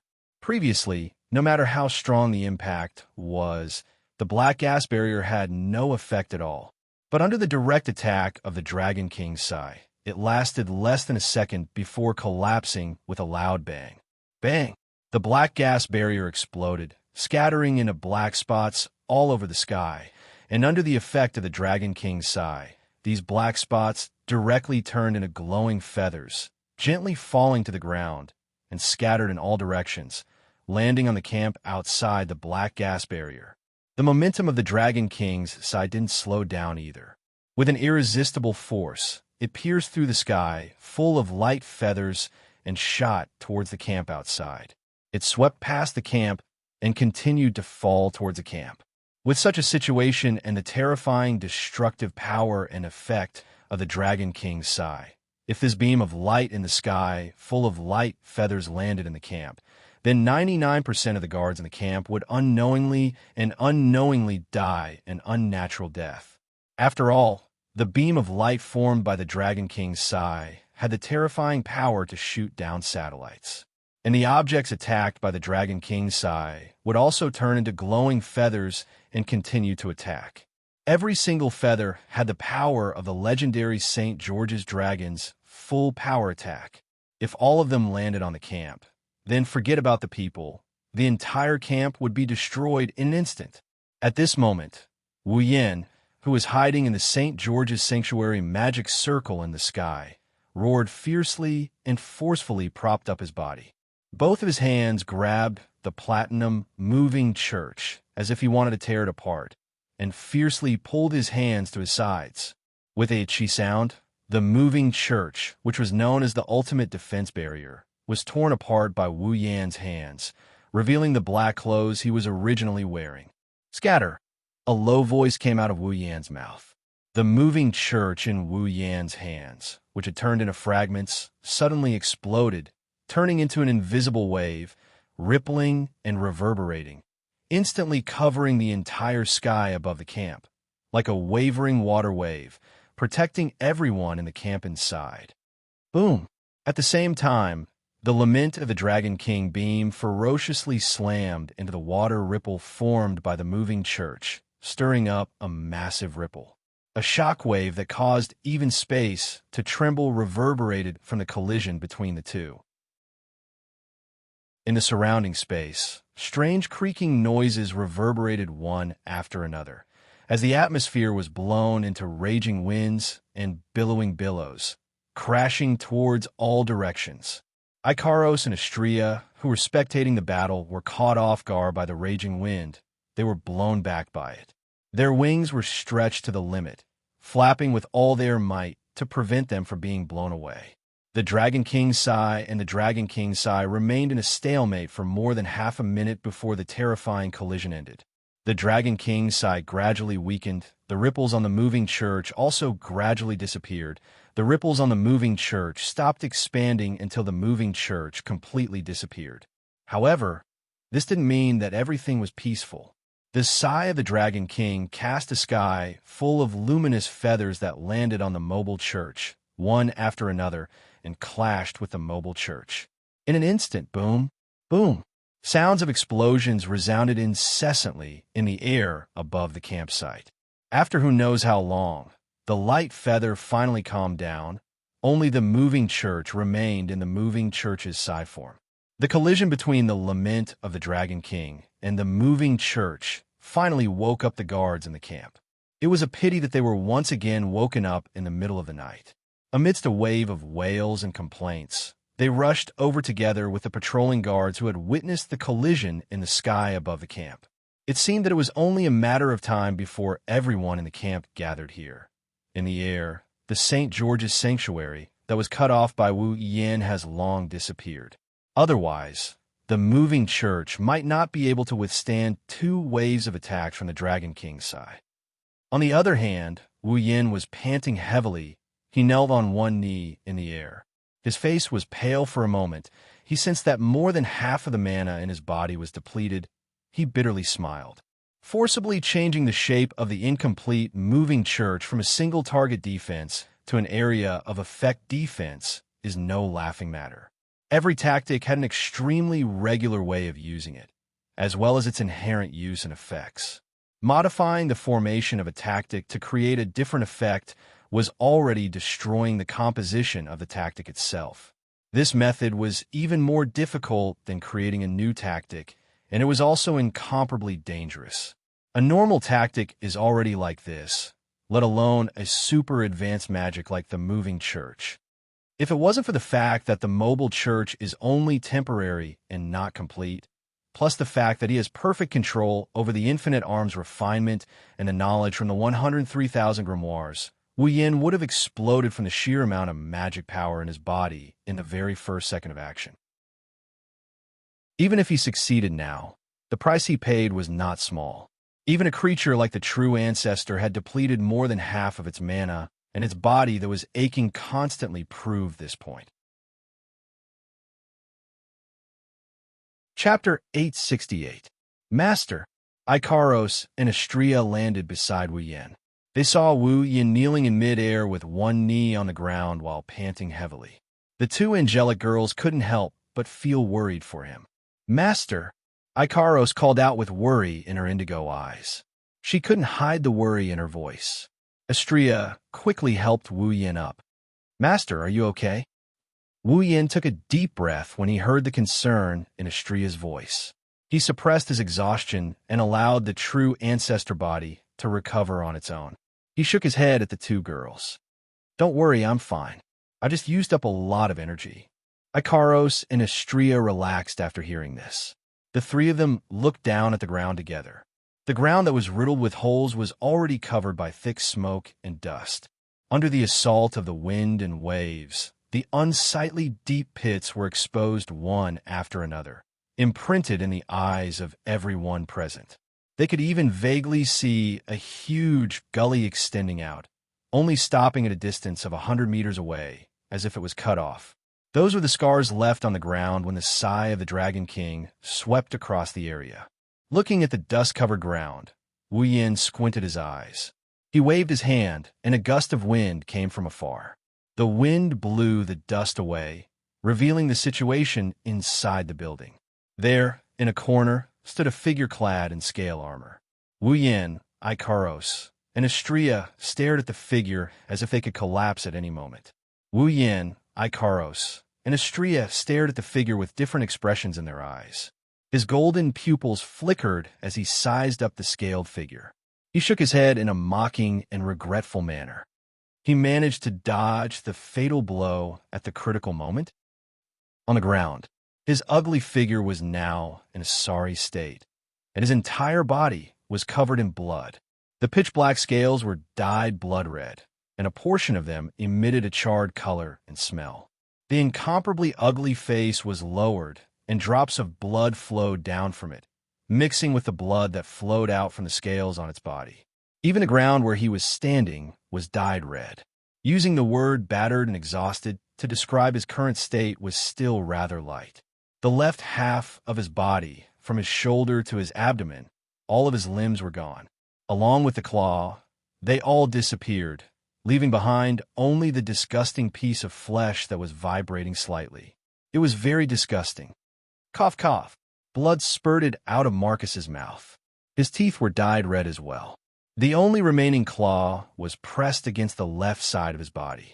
After a while, Marcus pulled it back and raised it in front of his eyes. He looked at the blood on his claw.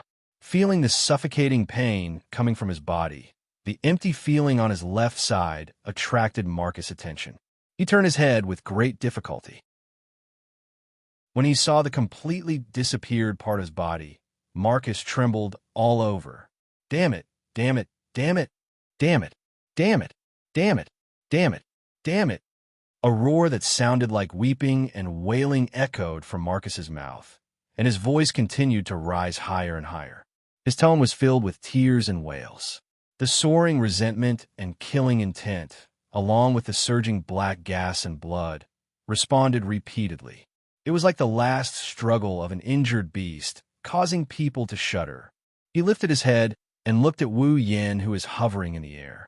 Marcus' huge eye sockets were already bloodshot, and his 7 pupils were all replaced by madness. Bursts of black chi wandered, but he could not restore the damage he had already suffered. Kill you. I will definitely kill you. I will kill you. Still coughing up blood, Marcus howled in rage.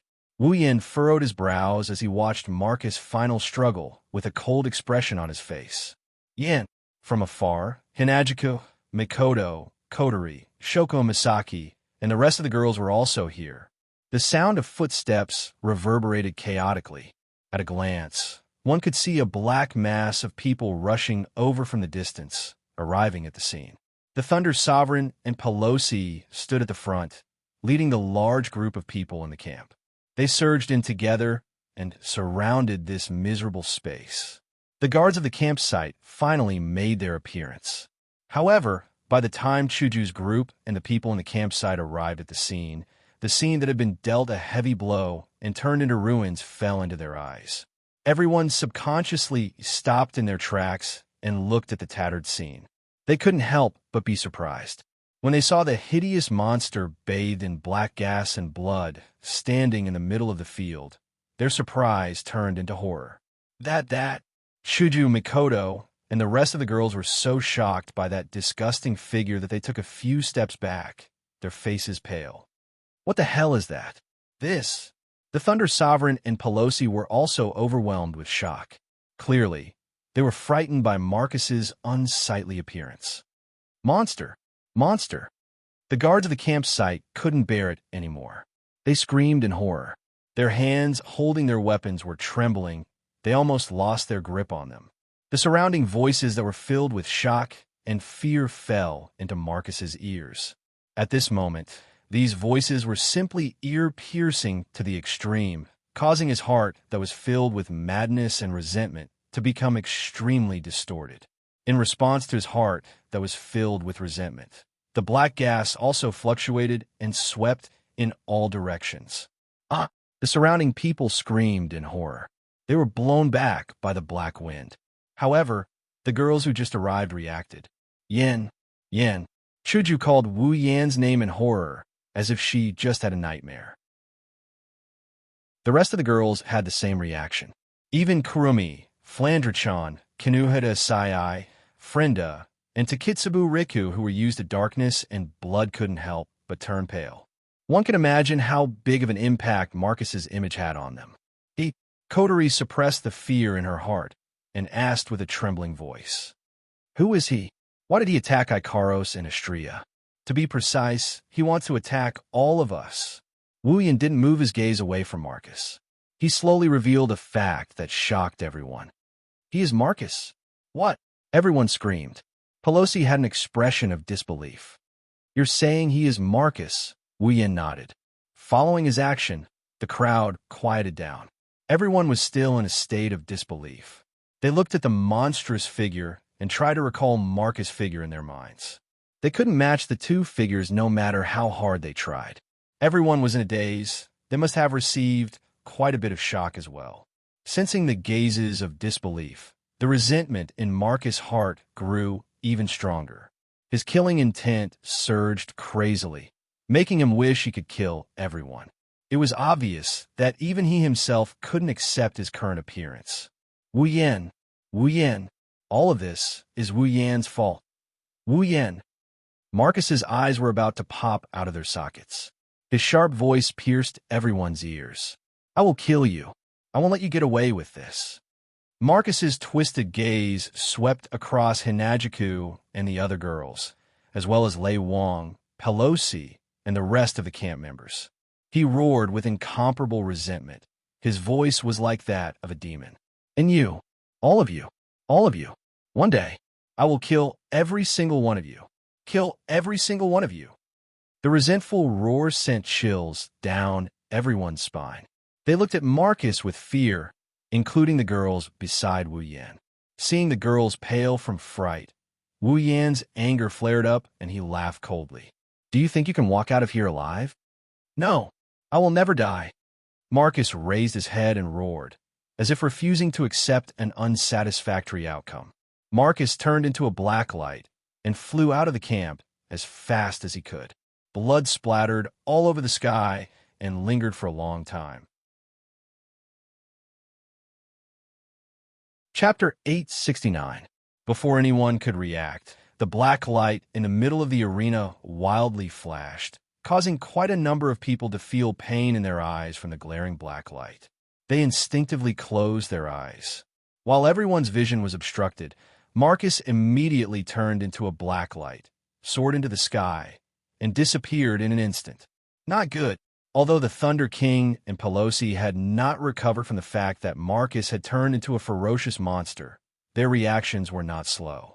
Surging magic power burned in their bodies as they wanted to chase after Marcus. But Wu Yan's movements were faster than anyone else's. "Do you think I will let the same thing happen again?" Recalling the Beast King that escaped from his hand some time ago, Wu Yan's eyes revealed a strong, murderous intent. With a teleportation, Wu Yan flashed into the air. Looking at the black light that was flying out of the camp at a terrifying speed, he did not use teleportation to chase after it. Instead, he stopped in the air, stared at the distant figure, and took a deep breath. Ding! The next moment, crimson spatial ripples slowly appeared behind Wu Yan, reverberating in the void. In the blink of an eye, it formed a rather large crimson light curtain, like a brightly colored door, standing on top of it and soaring into the sky. His gaze turned cold as the gate of Babylon opened. Wu Yan stretched out his hand and slightly reached behind him. The crimson door formed by the gate of Babylon suddenly rippled again, right behind Wu Yan's hand. In the ripples, a beautiful black, crystal-like longbow gradually emerged from the gate of Babylon at a seemingly slow but actually very fast speed. When half of the longbow emerged from the crimson spatial ripples, the exquisite longbow fell into Wu Yan's hand. Wu Yan grasped it and pulled it out with force. Meteor Knight. His gaze seemed to have turned into an arrow first. It shot towards Marcus, who was getting farther and farther away. Looking at the shrinking figure, Wu Yan pointed the Meteor Knight at Marcus. His hand slowly rested on the bowstring, that is, on the ground. Chuju, Mikoto, Shokuho Misaki, and the others' expression changed. Everyone, including Kotori, Kurumi, Toka, and Yoshino, were confused. She quickly turned to look at Ikaros. Ikaros! Ikaros's eyes trembled and turned into a dreamy crimson color again. Then, on his body, a series of crystal-like flashes began to flash. Marcus, who was fleeing for his life, suddenly felt uneasy. His movements paused slightly, and even his speed slowed down a little. Following this uneasy feeling, he turned his head and looked behind him. With this look, his sinister and ugly face covered in scales changed dramatically. Like a pair of wings made of black crystals, the light and nimble longbow flickered with a starry nightlight. Gradually, it emitted a breathtakingly beautiful fluorescence in the night sky, expelling the darkness above the camp. Specks of starlight converged like bees returning to their hive. They collided with the center of the bow amidst the sweet sound effect. They wandered around the meteor night bow. After a while, they slowly solidified. An arrow shrouded in silver light and starlight appeared between the bow and Wu Yan's bowstring. The arrow was aimed at Marcus's silhouette. Everyone on the ground was mesmerized by this beautiful scene. Wu Yan, who was bathed in the starlight, looked like a god of the night descending from the heavens. Under the protection of the night sky and the night sky, it's as if he is the only one left in this world. Marcus, on the other hand, tensed up. Black mist is surging out his body. This is a sign that they sense danger. Sweat mixed with blood dripped down. Marcus' heart was already shrouded in a thick fear. He immediately shouted and mobilized all the fighting aura in his body. He didn't care about the consumption or the consequences. He only wanted to increase his speed by a little bit to escape the arrow's range of aim. Blue veins popped out on his scales. Marcus' 7 eyes were filled with madness. Stifled screams were squeezed out from his throat, but Marcus was completely unaware of it.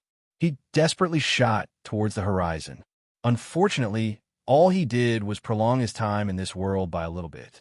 Wu Yan's golden eyes were filled with starlight. He gently closed his eyes and then suddenly opened them. Whoosh! Starlight bloomed in the darkness of the night. The arrow, which had turned into a meteor, streaked across the sky and flowed forward with a very pleasant sound effect. Under everyone's gaze, it met Marcus' figure head-on. No! Marcus shrieked in despair when he sensed the fatal crisis and the aura of death behind him. The meteor fell on his body. A soft cry, accompanied by a tearing sound, echoed from the distant horizon. The space in front of them was suddenly torn into 2 halves. Cracks began to appear one after another. In the middle of the cracks, Marcus was howling in pain. His originally tattered body was pierced through by the meteor shower, leaving behind a terrifying bloody hole. Then, under the tearing of the starlight, his body was gradually crushed into nothingness. Bang! A spatial ripple spread out. Bits of starlight wandered back and forth. They merged into the void and quietly disappeared from everyone's sight. In an instant, heaven and earth returned to normal. It was as if nothing happened. Nothing changed. Only Marcus's figure that completely disappeared and Wu Yan's beautiful longbow that was still glowing with starlight silently told everyone what just happened. If there was anyone who saw the meteor night arrow, they would have noticed that at the moment the arrow was shot, a protective shield made of data crystals enveloped the space where Marcus was and isolated it. It was only when Marcus was wiped out that the protective shield quickly disappeared. At the same time, on the ground, Ikaros's eyes also returned to normal. It's obvious that the protective barrier just now was her masterpiece. Without the isolation of the absolute defense circle, the terrifying shockwave from the meteor shower would destroy the camp mercilessly. After all, the mobile church was no longer around anymore. Until now, the people in the camp still haven't recovered from the dazzling and shocking scene. Their eyes are still unfocused. I'm afraid they won't be able to react for a while. Returning the meteor shower back in a gate of Babylon, Wu Yan's eyes returned to their wine-red color. His lips curled into a happy arc, showing his master's mood. But soon, his relaxed expression froze, and he quickly turned his head to look forward. Squinting his eyes, Wu Yin stared at the direction Marcus disappeared. His eyes were filled with a strange gravity. After a while, he suddenly narrowed his eyes. In that undisturbed space, a small black light appeared out of thin air. The moment it appeared, it flew away with a speed faster than Marcus and disappeared into the horizon. The moment he saw the black light, Wu Yan's blood went berserk again. Just like when he saw Marcus turned into a monster, it's sending out a very corrosive message. They're talking. They're telling Wu Yan not to let that black light escape. Clenching his fist, Wu Yan's eyes flashed. After some hesitation, he shouted at Shokuho, Misaki, and Kotori on the ground. Kisaki-chan, Kotori, I'll leave his place to you. Wu Yan didn't give the girls any time to react. He teleported and disappeared from where he stood. Yan, the girls subconsciously yelled.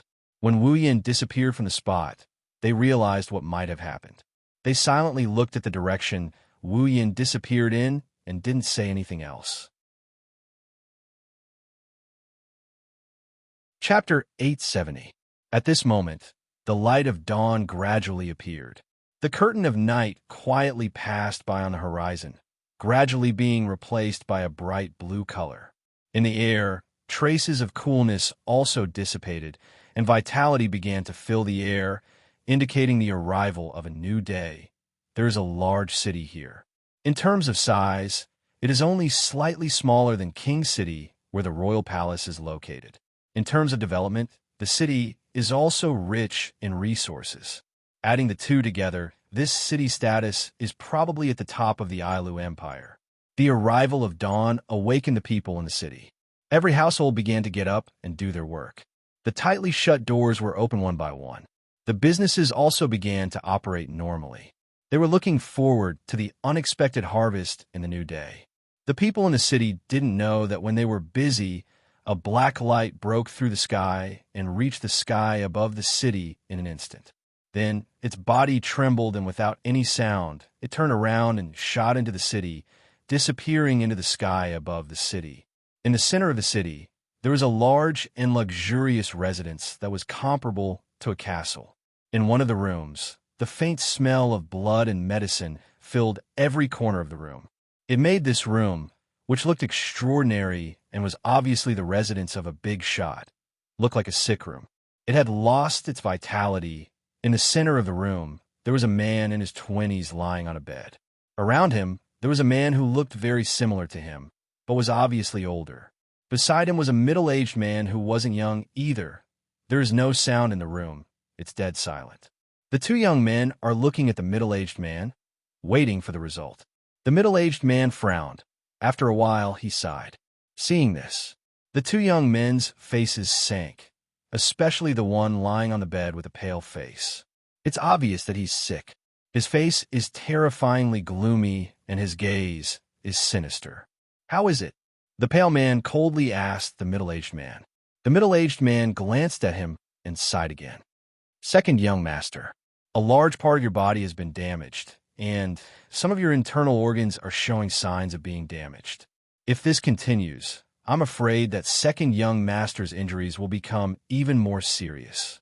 Of course, I know my injuries are serious. The pale man angrily shouted. Why else would I call you here? I'm asking if you have a way to treat my injuries.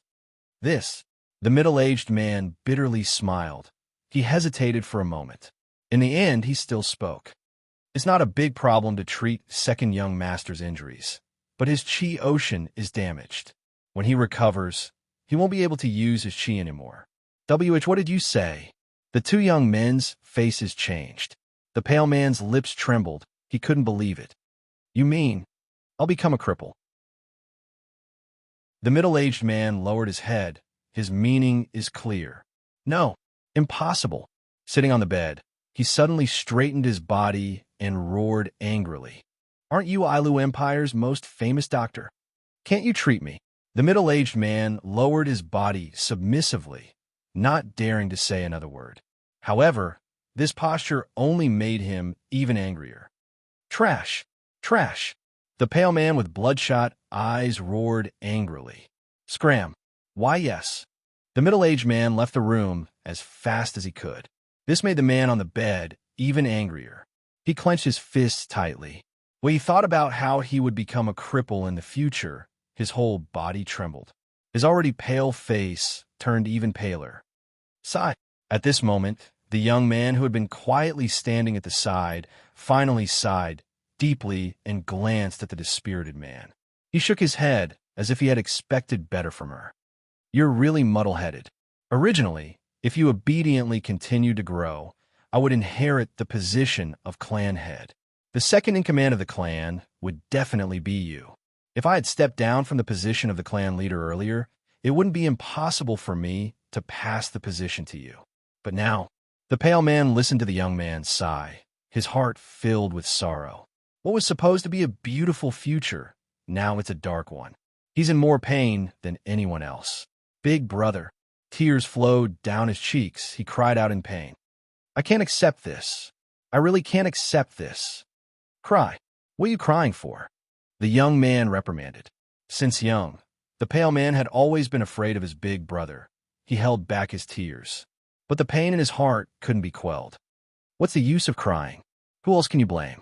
The young man said hatefully. If you didn't use your clan's Aisto Chi to plot against Wu Yin, you wouldn't have been injured by your own Aisto Chi and ended up in this state. At this point, the identity of the two was obvious. It's Bing Ling and Bing Mian. When Wu Yin and the others first entered the Spalier World Academy, Bing Mian plotted against Wu Yin once. He used his clan's unique Do Chi to hide a small strand of Do Chi in Wu Yan's body. This strand of Do Chi would grow day by day and would be hard to detect. Once it grew to the point where it could explode, it would definitely kill someone. With the goal of killing Wu Yin, Bing Mian slyly plotted against him. But he didn't expect Wu Yin to notice his little trick the moment he used it, and quietly sent the strand of Do Chi back into Bing Mian's body. Bing Mian didn't notice any of this, which led to the current situation. If it wasn't for the fact that the Aisto Chi was his own and his clan was more familiar with it than anyone else, Bing Mian's life would have been saved. Otherwise, Bing Mian would have died under his own treachery.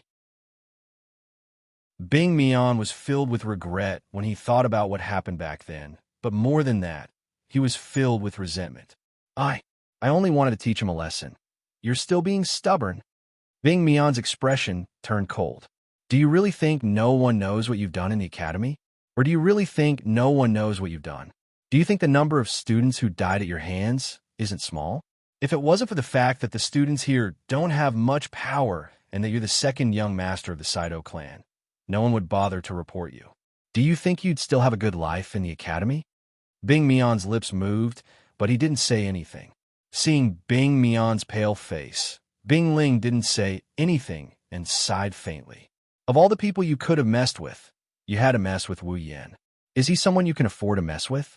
He even killed the second in command of the Ladine clan, Andrew. Uncle Marcus was completely defeated by him. He's no longer on the same level as us. Bing Mian bitterly pursed her lips. She looked at Bing Mian. Stay here and recuperate. I'll think of something for you. Bing Mian shook her head and walked out of the room, leaving Bing Mian alone. His eyes were about to pop out of their sockets, and he emitted a sinister aura. Bing Mian sat on the bed and felt the pain in his body. Tears streamed down his cheeks. Thousands of thoughts flooded his mind. He could see the dark, nightmarish days ahead of him. I'm finished. I'm finished. Bing Mian lowered his head and wept bitterly. After a long time, he suddenly raised his head and a crazy light flashed in his eyes. It's all Wu Yan's fault. I'll kill him. I'll kill him. And those women of his. At this point, Bing Mian hated Hinajiku and the rest as well.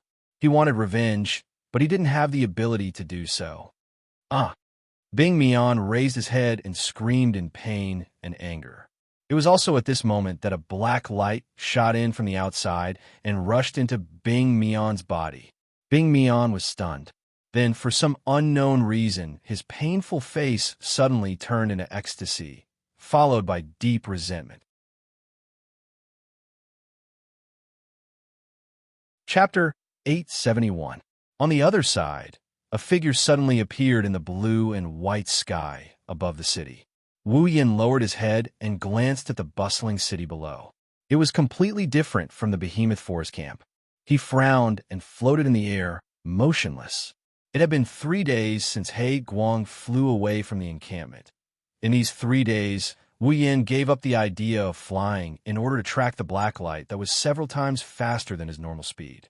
Instead, he used spatial transference and traveled day and night to follow the traces left behind by the black light. It had to be said that the speed of the black light was truly terrifying. It was probably far beyond the speed of a ninth-order powerhouse. Even some demigods who were not good at speed might not be able to match the speed of the black light. If it were not for spatial transference, Wu Yin would not have been able to catch up with it. Of course, in these 3 days, Wu Yin had paid a heavy price for chasing it all the way here. The distance from the behemoth forest camp to here was not that short.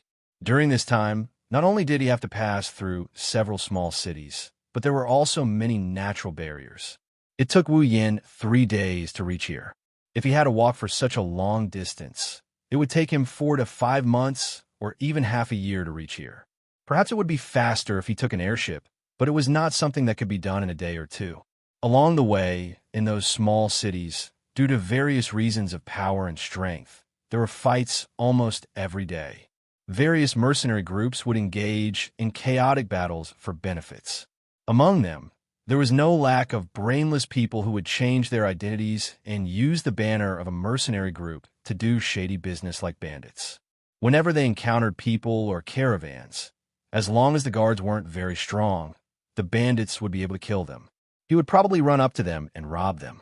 Under such circumstances, in order to avoid trouble and to avoid losing track of the black light, Wu Yin did not rest for more than half a minute during these 3 days. He kept using spatial transference all the way. It was very tiring. Fortunately, a true ancestor's recovery ability was heaven-defying. Under such extreme travel, Wu Yin would sometimes feel tired, but he would recover almost immediately. It was just that using spatial teleportation consumed a lot of mana. If not for Wu Yin's mana reaching an unimaginable level, he would have lost at least a few kilograms. Even though he had spared no effort in his journey, he still spent 3 days to reach this place. It was easy to imagine how far Wu Yin was from a behemoth forest camp.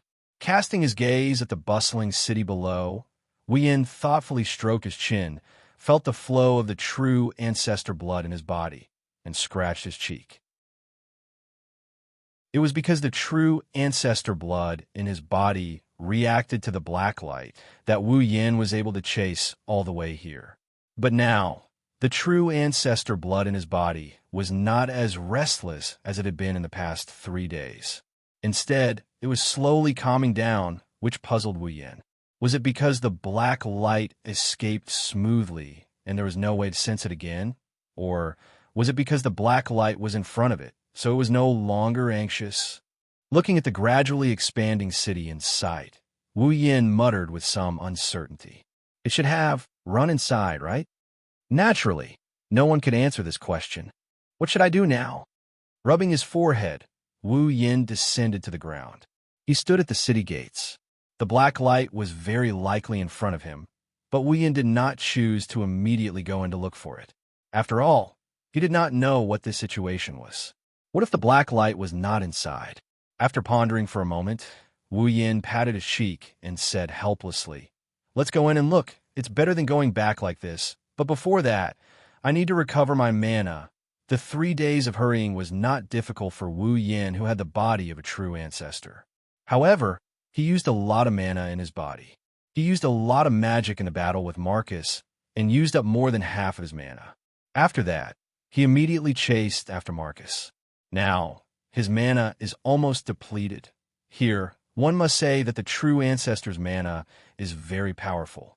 He used super powerful magic, including the mobile church, St. George's Sanctuary, and the Dragon King's Lament. In addition, he forcibly changed the structure of the mobile church and used up a lot of mana in the battle with Marcus. Everything added up.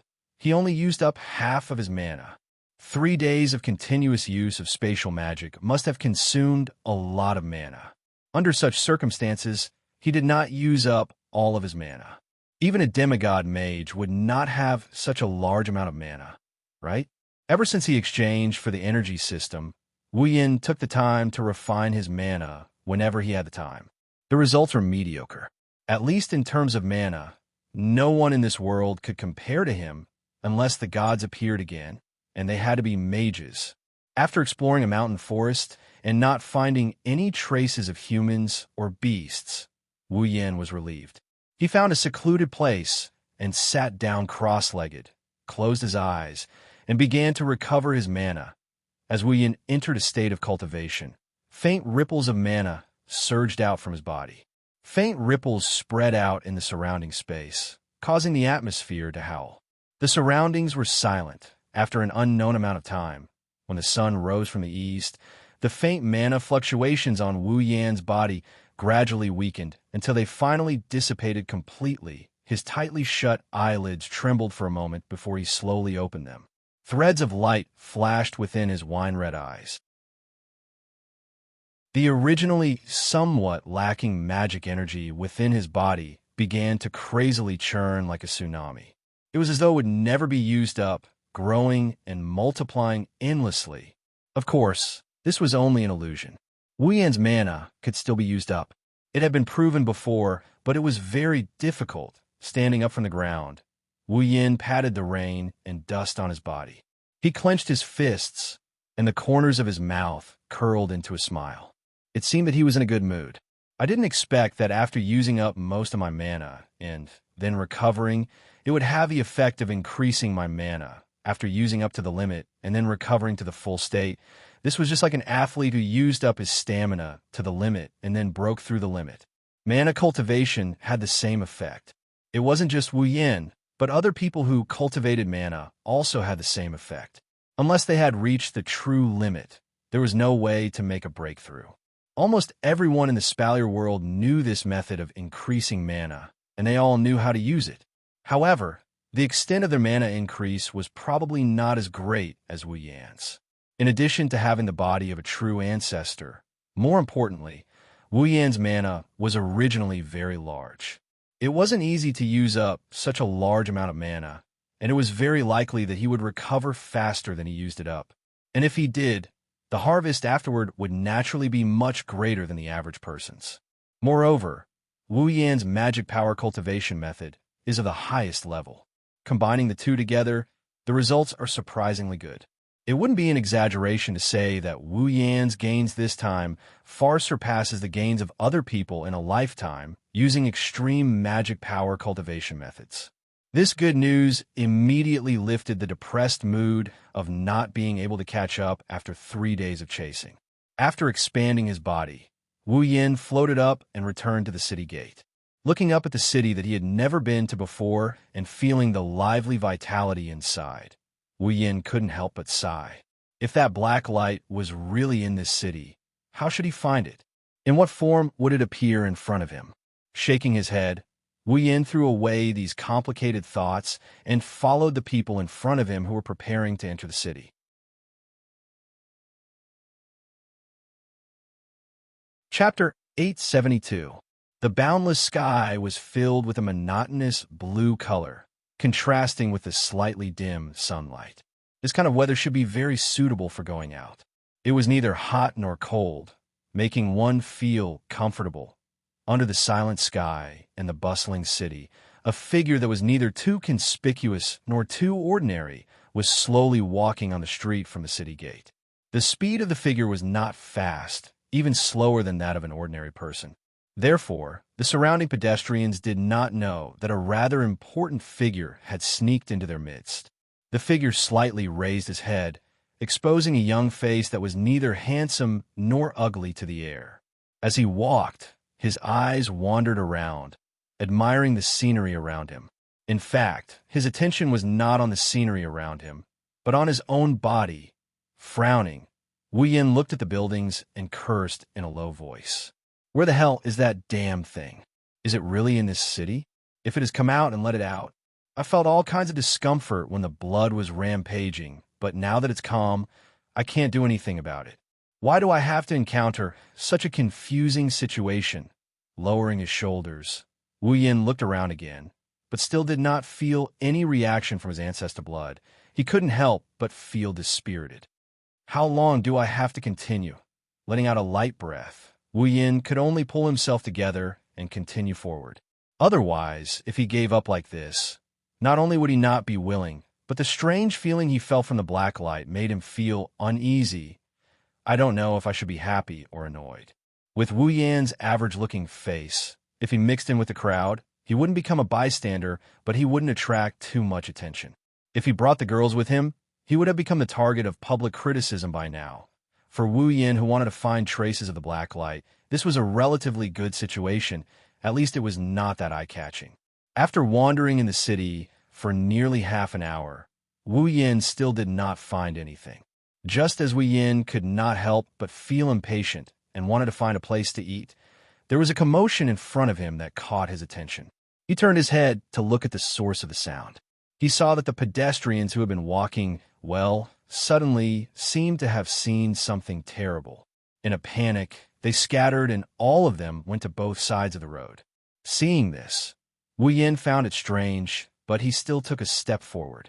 With a light tap on the ground, his body turned into a black shadow as he flashed into the crowd on both sides without anyone noticing. He did not want to be the first to stand out. It was better to pretend to be a passerby. Not long after, the entire street was filled with people, and at this time, a group of knights wearing luxurious armor walked over from the other side of the street, step by step. Their footsteps were very orderly, and from the looks of it, they seemed to be very strong. Seeing this group of knights walking over in a hurry, the people on both sides of the street couldn't help but exclaim. They couldn't help but look at them with envy. Being able to receive the admiration and support of others, for these ordinary people, seems to be a very admirable thing. Wu Yin, who was hidden in the crowd, silently glanced at the knights walking over, rubbing his chin. So arrogant, looks like they have a big background. Standing next to Wu Yin, a passerby heard Wu Yan's words, at first stunned, then raised an eyebrow. A strange expression appeared on his face. Don't you know who they are? Wu Yin blinked his eyes and looked at the person beside him who doesn't have anything special about him. He didn't know if he should start a conversation or not. Wu Yan's reaction, in the eyes of the passerby, is that he's afraid of being called ignorant and embarrassing, so he silently acquiesced. The strange expression in his eyes became more intense. He then patted Wu Yan's shoulder with an "I understand you" expression. He grinned. It's fine, young people, I understand. Wu Yan's mouth twitched. He laughed dryly. He didn't explain. Then, brother, which family is this group of knights from? They seem to have a big background. Hey, you asked the right person. The passerby coughed with a grin and put on an "I'm an expert" look. While Wu Yin resisted the urge to punch him, the passerby started bragging. That's the Saito family's knights, huh? Wu Yin was shocked. He was surprised. The Saito family? No way. The passerby was also shocked. Don't you know that this is the Saito family's base? This is the Saito family's base. Wu Yin was shocked. He was speechless. He didn't expect that after he killed the second-in-command of the Saito family, Marcus, he would end up in the Saito family's base. Is this the legendary ape dung? No wonder that Knight Order is so arrogant. Wu Yin chuckled. They have the Empire's second most powerful family behind them. It's normal for them to be arrogant. Tisk, what's there to be arrogant about? The passerby curled his lips in disdain. So what if they're the Empire's second most powerful family? They're still humiliated. Oh, Wu Yin was interested. He asked, what's going on here? Seems like you're not up to date, brother. The passerby didn't know he was referring to a Tier 9 combatant as brother. Otherwise, he would be on Cloud 9. Do you think the knights are here to show off? They're here to help. Wu Yin paused for a bit. Help? Did something happen to the Saito family? This is a big deal. The passerby looked around, as if he was trying to prevent others from eavesdropping. He whispered to Wu Yin, did you know that the Saito family was haunted last night? Haunted? Wu Yin narrowed his eyes. He was serious this time. His intuition told him that the haunting must have something to do with the black light he was looking for. Can you tell me more about it? I heard about it from others. The passerby scratched his head. I heard that the patrolling guards in the Saito family heard the howling of ghosts in the middle of the night. So that's what it means to be haunted? Wu Yin turned to the passerby.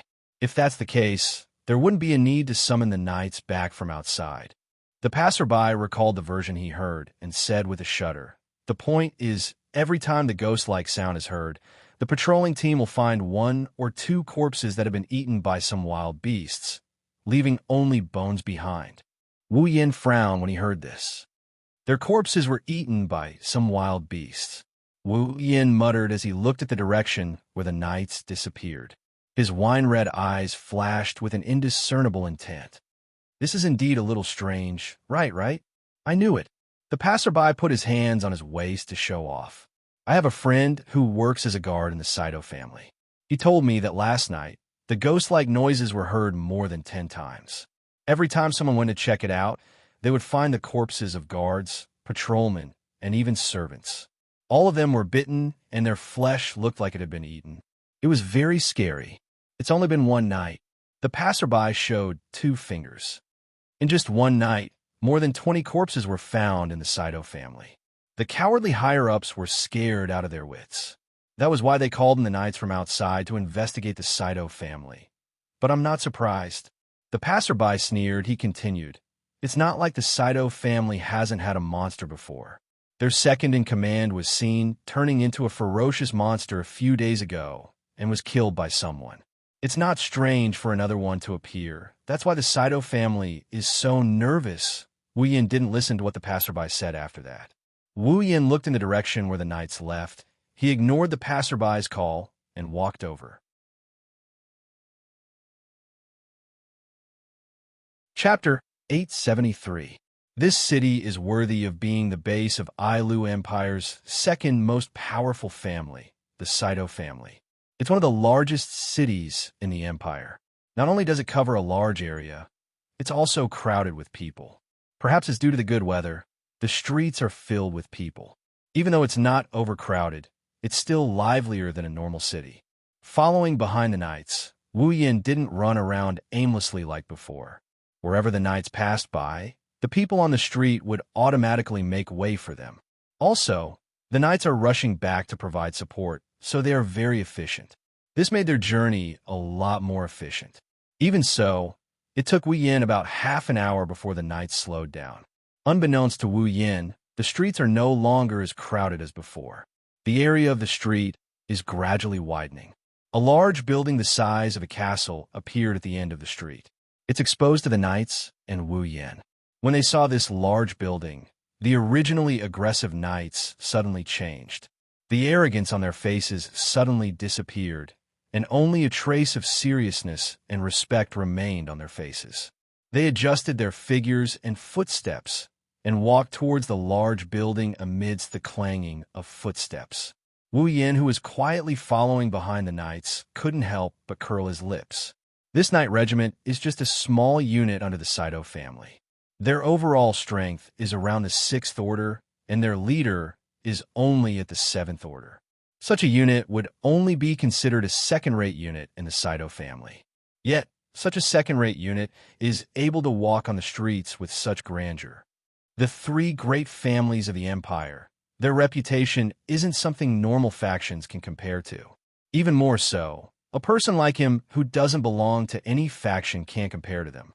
What Wu Yin didn't know is that even though he and the girls are only a dozen or so people, in the eyes of the 3 great families, their small group is already a force more terrifying than any other single faction.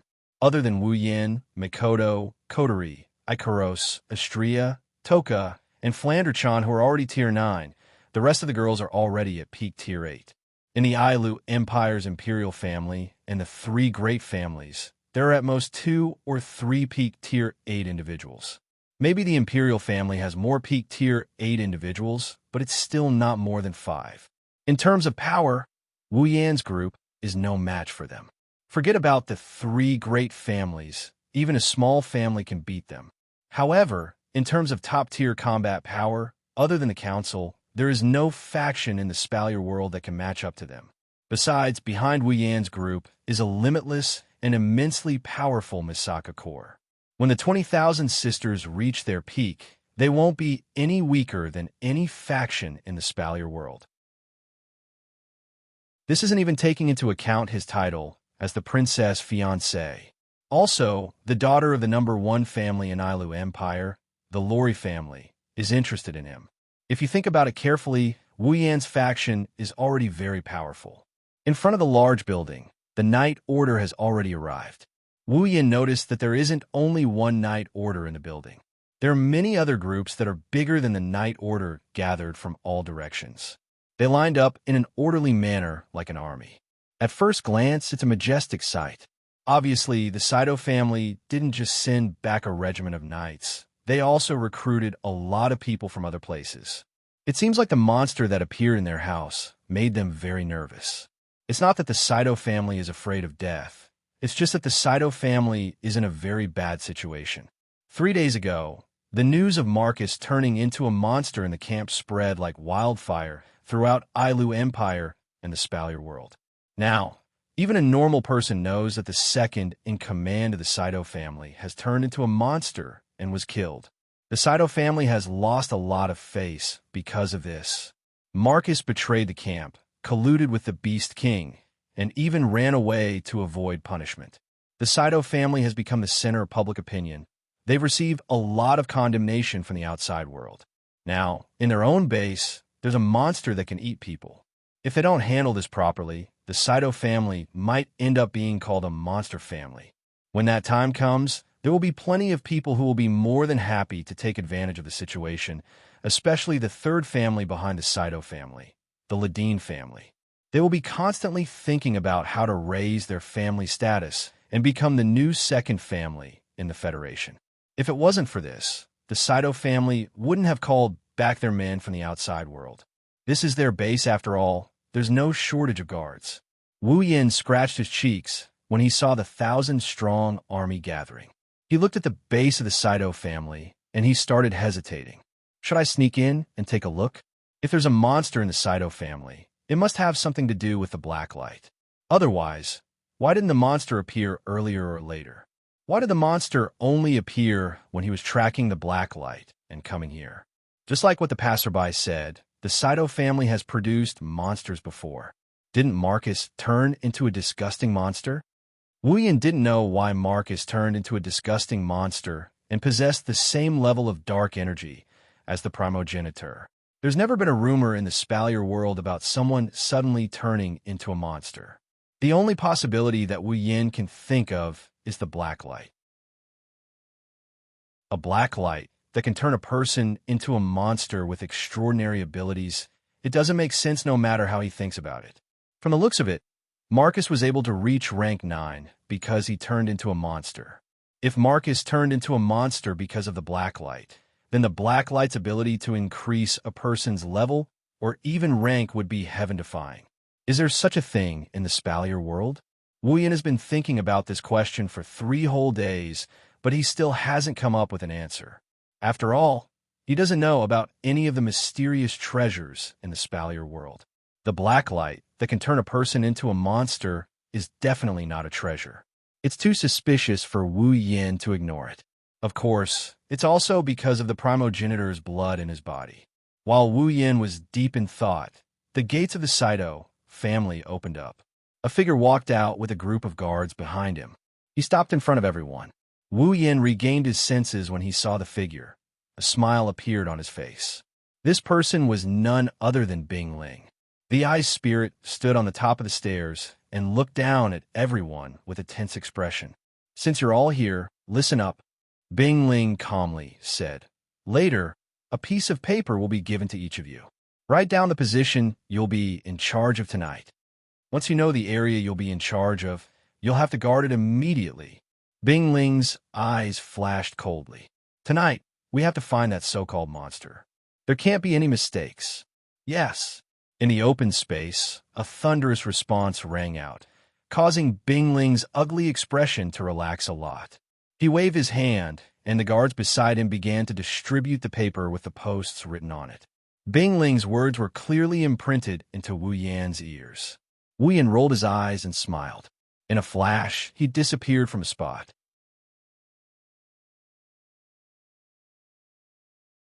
Chapter 874. Night gradually shrouded the entire city. After the initial ruckus during the day, the teams that were transferred back from outside the Saito family are now on alert in their respective areas. Many of them were nervous when night fell, but more of them were curious. They were curious about the true identity of the monster. As a member of the Saito family, they are well aware of how powerful the Saito family is. Don't think that they're powerful just because they have the title of Saito family. In fact, only they themselves know that they're just a group of subordinates in the Saito family. Otherwise, they wouldn't have been sent to other places.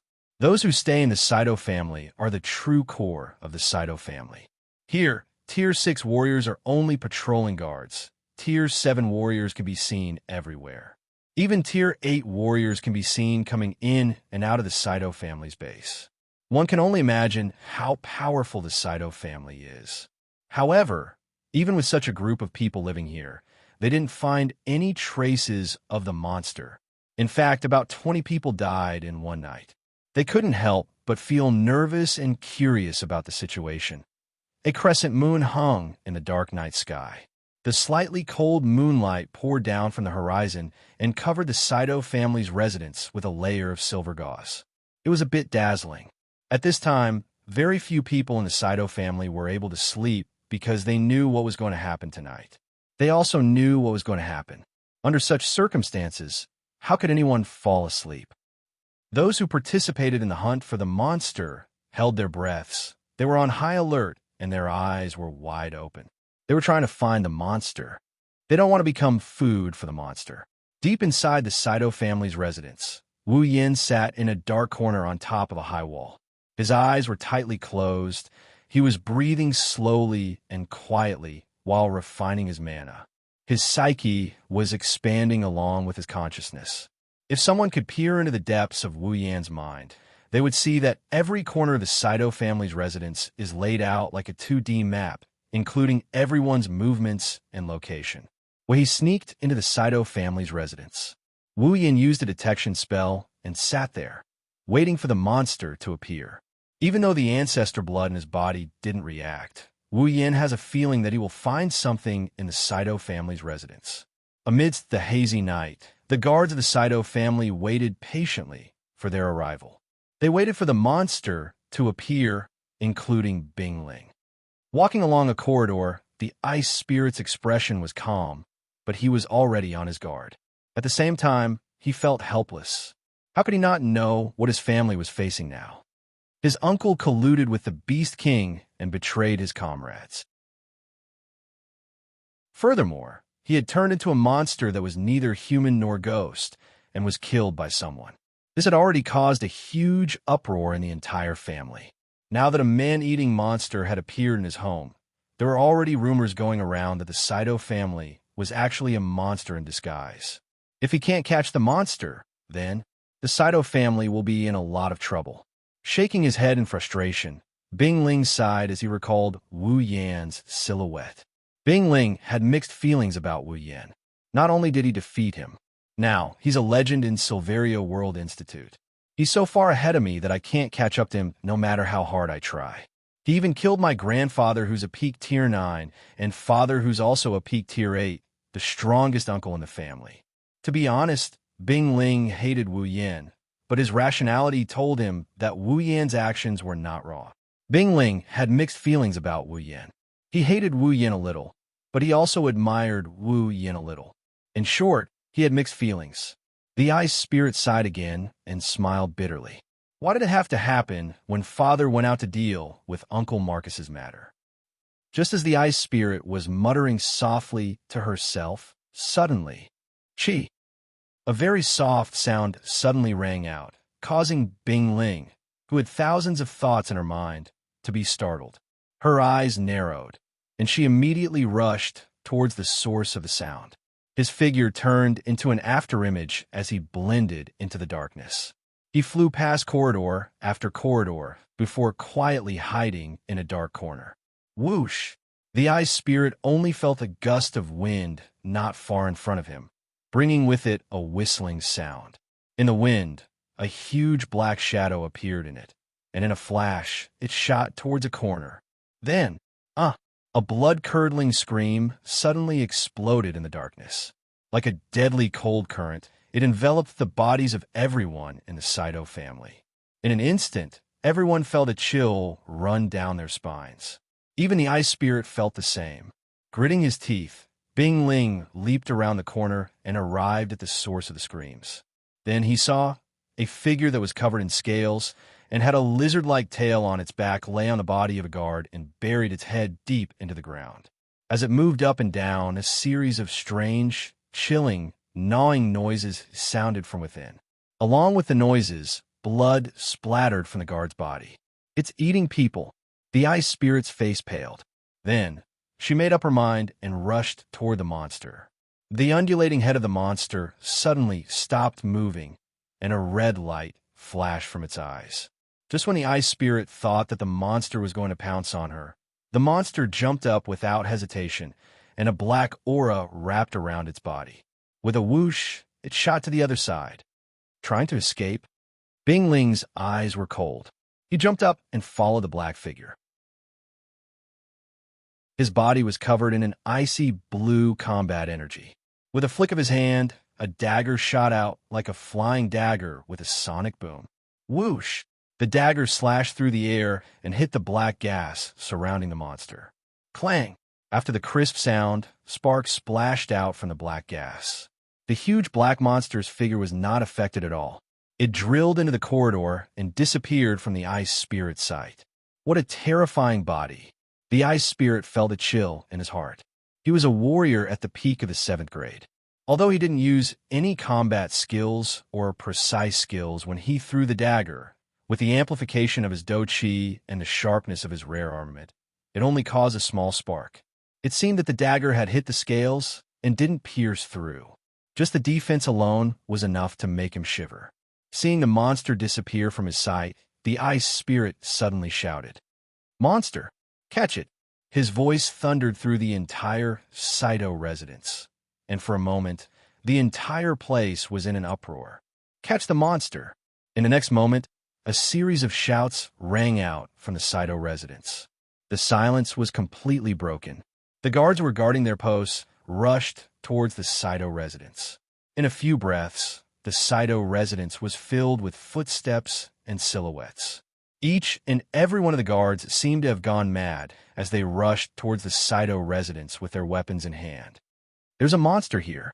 Not long after, someone shouted, "Here! Here! The monster is here!" Loud shouts could be heard from the sky. Saito's house was filled with people, and the monster had nowhere to hide. The guards all saw it. Then shouts, and screams rang out one after another. On the other side, Wu Yin, who was sitting on the wall, opened his eyes. He turned his head and looked in a direction. His wine-red eyes glowed with golden light. In his body, the blood of a true ancestor began to flow faster. "It is here." Feeling the blood in his body, Wu Yin took a step and disappeared. "This time, I will not let you escape."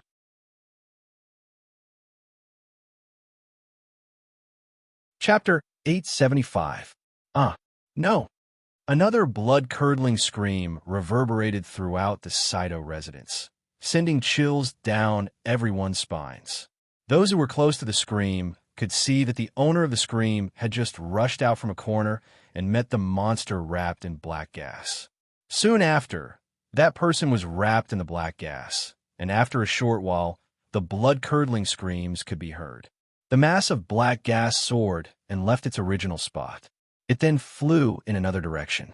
It looked like it was running away, but if one looked closely, they would find that the monster in the mass of black gas was very familiar with the surrounding terrain. The reason it was moving back and forth was mainly to hunt for food. That's right, hunt. One by one, the people who were hit by the black gas disappeared one after another. Miserable screams were heard. When the surrounding people suppressed their fear and raised their weapons to charge forward, the black gas would fly away again. Every time this happened, there would be an additional set of white bones on the ground soon after. The black gas pounced onto another unfortunate guard. No! Help! Help! Help me! In a short period of time, Another 3 guards were buried in the monster's mass of black gas. Hearing the desperate screams in the air, the surrounding guards were all terrified. Their hands holding their armaments began to tremble, and their faces were as pale as paper. They no longer dared to charge forward. As soon as the ice spirit arrived, the scene of skeletons all over the ground, miserable screams, and horrified guards holding back their fear mercilessly entered his eyes. It was like a scene from the depths of hell, causing the ice spirit to tremble. At this time, the monster in the black gas turned around and rushed towards him. It rushed over. The ice spirit's pupils shrunk to the size of a needle. He watched as the black gas blotted out the sky and was about to pounce on him in the next moment. He inadvertently glanced at a skeleton on the ground, and his heart suddenly tightened. If the black gas pounced on him, he would end up like this. He would end up like the skeleton on the ground. Huh! The ice spirit's eyes were wide open. He let out a loud roar and gathered all of his do-chi. The do-chi flowed into the dagger in his hands and met the black cloud head-on. Bang! The dagger hit the black gas. The dagger collided with the dagger with a muffled sound, causing circles of black gas to ripple.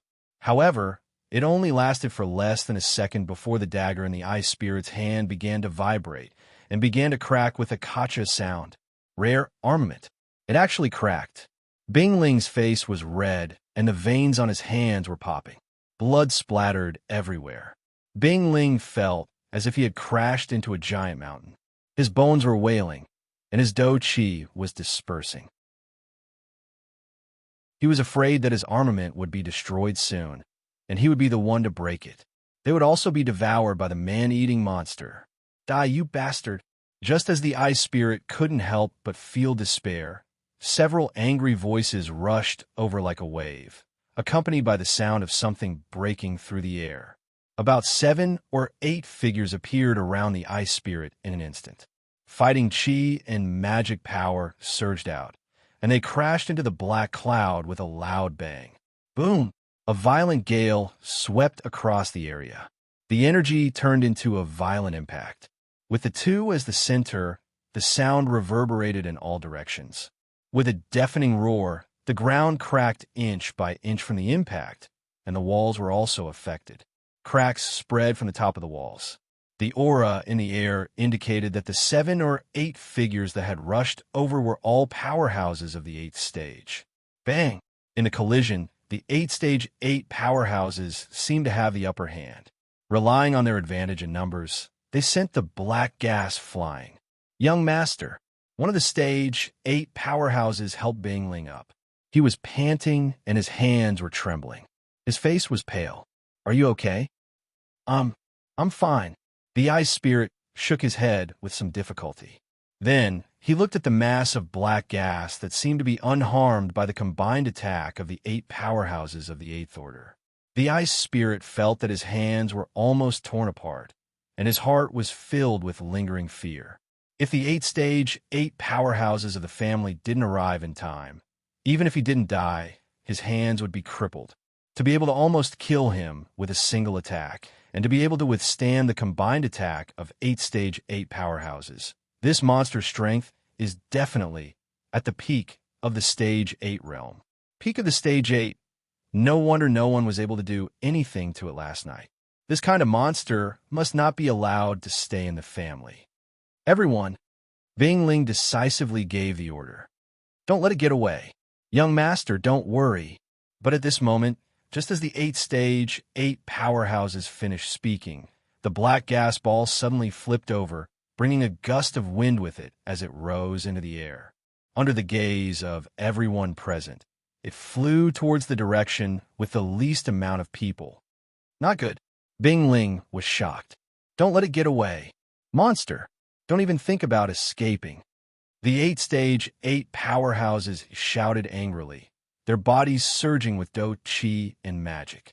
Just as they were about to chase after the monster, a figure appeared and dispelled their thoughts, causing them to freeze on the spot. And the direction that the figure was in was the direction that the monster was rushing towards.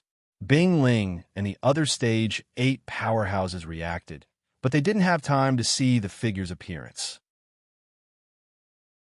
They could only cry out in alarm. Careful. However, the figure ignored their cries of alarm. Not only did it not dodge, it leaned forward and faced the monster. Fool! Seeing this scene, Bing Ling and the powerhouses of the Eighth Order couldn't help but curse loudly. Everyone in the surroundings couldn't help but close their eyes, as if they were afraid that in the next moment, that stubborn idiot would turn into a pile of bones in front of them. However, everything that happened in the next second stunned them. Bang! The black gas ball and the figure violently collided, and a monstrous force evaporated the atmosphere in the space. A few guards who were closer to the scene were even blown away by the force of the force. A violent storm reverberated through the entire scene, engulfing every corner and blowing everyone back. Pong! Everyone only heard a muffled sound. Then, the monster that everyone felt was difficult to deal with was actually sent flying by the figure. It smashed into the opposite wall, instantly shattering the wall, and was covered by the falling rubble. As for the figure, it landed lightly on the ground, and even its clothes were not messed up at all. Everyone was petrified on the spot, their faces filled with horror. The monster that 8 powerhouses had to join forces to barely push back was sent flying in one move by the other party. Could it be that he was a Stage 9 powerhouse? Unlike the other guards and Stage 8 powerhouses who were stunned on the spot, Bing Ling froze the moment he saw the figure. His eyes were filled with disbelief. Wu Yen, it's you. Wu Yen. Everyone shuddered at the same time. The way they looked at the figure changed. As members of the Saito family, how could they not recognize the name Wu Yen?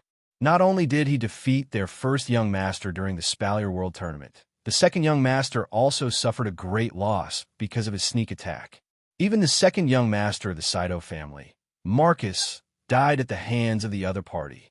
The name Wu Yen, to the members of the Saito family, was like thunder to their ears. And now, such a person was right in front of them? Wu Yen! At this time, a cold voice rang out. Pong! From the rubble that buried the monster, a black gas filled with a decaying aura floated out like smoke. And with a contraction, the rubble on the ground was blasted away. Everyone reflexively turned their heads to look. With one look, everyone's faces changed, becoming incomparably pale.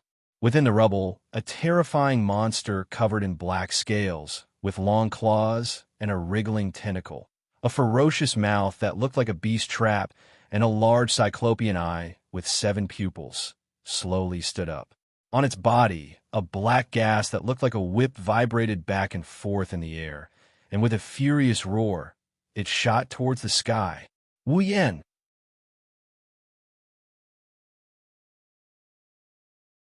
Chapter 876. Black smoke that was filled with negative emotions rang out together with a roar, waking everyone up from their stupor. Seeing the ferocious monster roar with hatred, the surrounding people trembled and took a step back. Even the Ice Spirit and the 8-tier 8 powerhouses subconsciously retreated.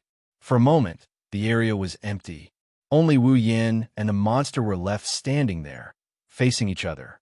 His wine-red eyes narrowed slightly. The true ancestor's true blood was flowing violently in his body, telling Wu Yin that the thing he was looking for was nearby. But looking at the monster's form, which was identical to Marcus, Wu Yin sighed softly.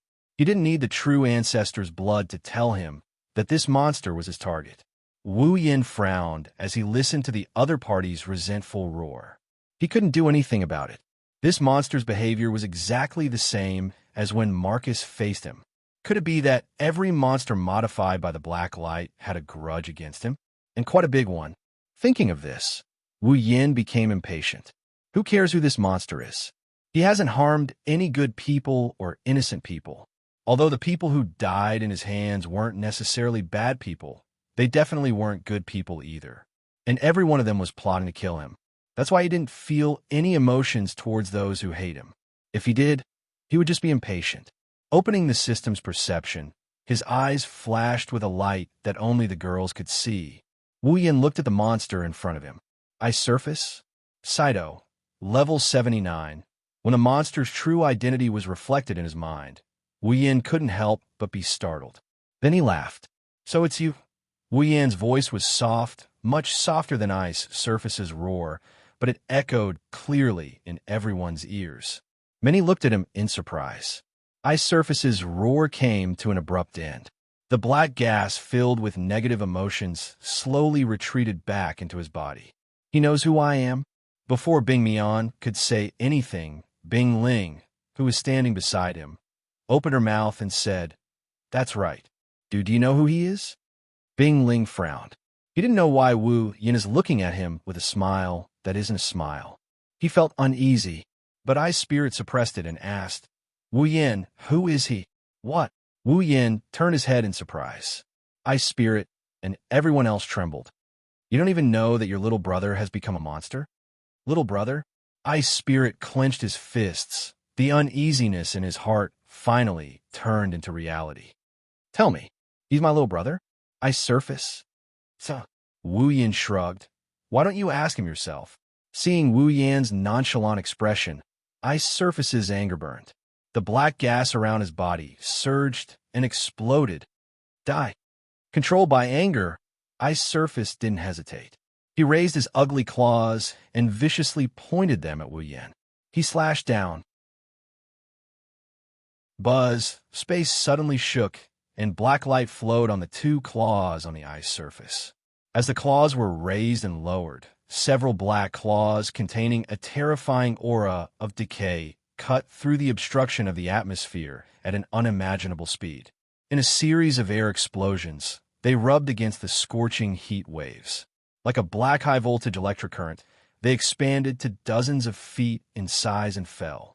The ground was directly plowed into several deep trenches, and the black claw light filled the vision of everyone present. Under everyone's shocked expression, the claws fell heavily. Under the claws was Wu Yan. Within the claws, the terrifying energy was rampaging. Ice Spirit and the other 8 powerhouses could clearly feel the power enough to split mountains and seas. They were all shocked. Wu Yan, who was under the claws, curled his lips in disdain. He didn't use any magic, nor did he use any of his skills. He just raised his hand and slapped the claws above his head. Clang! A sharp ringing sound like the ringing of a bell rang out, turning into a sound wave that spread out in all directions. In an instant, the thick layer of the ground was crushed into powder. The surrounding walls collapsed directly and were blown up by the explosive wind, swirling around and spreading out. "Young Master, it's dangerous." Seeing the tornado-like shockwaves, the 8 powerhouses beside Bing Ling were shocked and hurriedly channeled their Do, Qi, and magic, shielding Bing Ling behind them. However, the surrounding guards were not so lucky and were all struck by the shockwaves. The sharp rocks hit their bodies one after another. With a pong-pong sound, the guards were sent flying backward one by one. They fell to the ground in the distance and could no longer get up. Of course, this little bit of aftershock was not enough to kill these guards who had some strength. It was just a temporary loss of consciousness. Apart from Bing Ling and the 8 powerhouses of the 8th stage, everyone else was lying on the ground.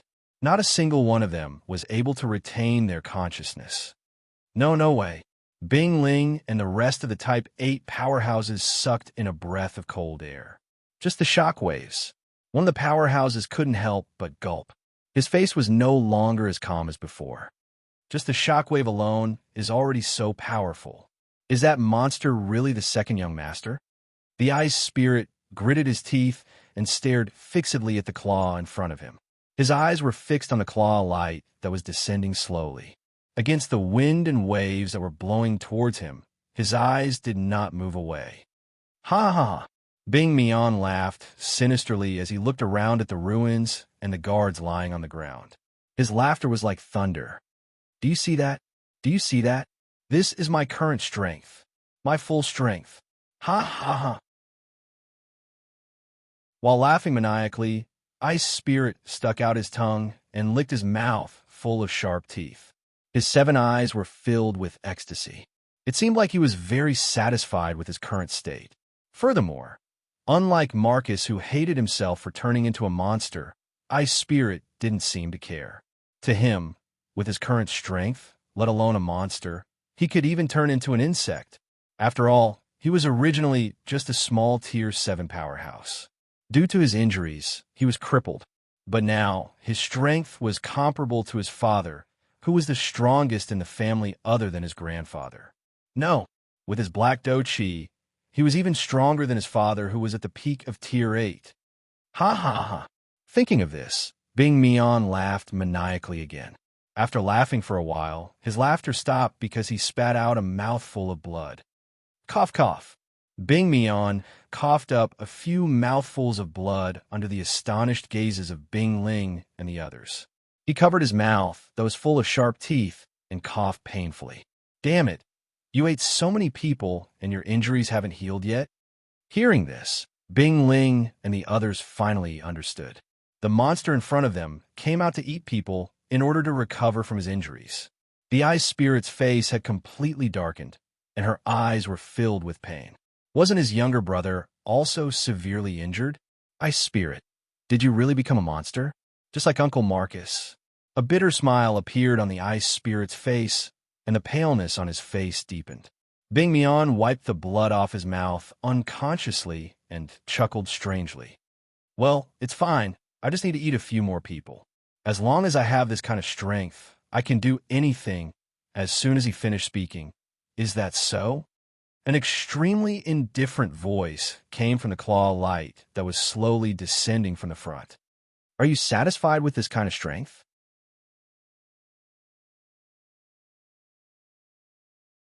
Chapter 877. Are you satisfied with just this level of strength? Following that, the claw lights that covered the sky stopped descending. Slowly but surely, the claw lights were lifted up and Wu Yan's figure was exposed under the claw lights. His black robes fluttered in the wind. His robes swayed and his bangs fluttered under the claw light. Under such circumstances, his wine-red eyes were calm and emotionless. Looking at Bing Mian, who was frozen, Wu Yan smirked. If this is the strength you are so proud of, then please be prepared. He raised the black claw like a pillar that supported the heavens and clenched the hand that was placed on top of it. Pong! Instantly, the terrifying claw light that could tear everything in its surroundings apart seemed to have been crushed by something terrifying. With a muffled sound, it scattered into black spots that filled the sky. It could no longer maintain its form and was scattered. As for Wu Yan, other than his robes fluttering, there was not a single wound on his body. Be prepared to be defeated. This. Bing Mian stared blankly at the attack he was so proud of. Not only did it not cause any damage to his opponent, but it was also scattered in an instant. He was completely dazed. You must be kidding me. My full strength. So strong. Bing Ling's eyes were a little unfocused. He unconsciously clenched his fists tightly. Is this his current strength?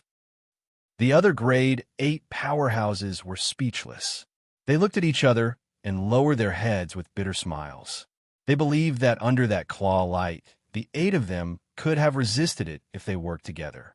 But they definitely could not do it as easily as Wu Yan. If it was just one person, the other grade 8 powerhouses shook their heads. The smile on their faces became even more bitter. Among the 8 of them, the youngest was 40 years old, but the opponent was only in his 20s. Is he already so strong in his 20s? Could it be that Wu Yan? Was it really a Type 9 powerhouse? No one present was willing to entertain this thought, but their intuition told them that this was the only way to explain what they had seen. A Type 9 powerhouse in his 20s? Bing Ling and the 8 Type 8 powerhouses were already in a state of confusion. Even Bing Mian was starting to suspect something. After all, he was a powerhouse at the peak of the 8th order, and he also had an extremely strong black dough chi. Within the 8th order, he was definitely one of the invincible ones. But even so, his all-out attack had been destroyed by Wu Yan. He didn't even last a second. If it wasn't a 9th-stage powerhouse, then who below the 9th stage could do it? Ninth rank. Bing Mian felt that his throat, which was filled with the taste of blood, was extremely dry. How is this possible? Looking at the disbelief on Ice's ugly face, Wu Yan pretended to shrug helplessly. So, What exactly makes you so confident? Hearing this, Bing Mion's expression was ferocious as he shouted. But I'm already at the peak of the 8th order. You can't possibly be my opponent. Peak of the 8th order? Wu Yin snickered as if he heard the funniest joke in the world. He started walking towards the ice surface.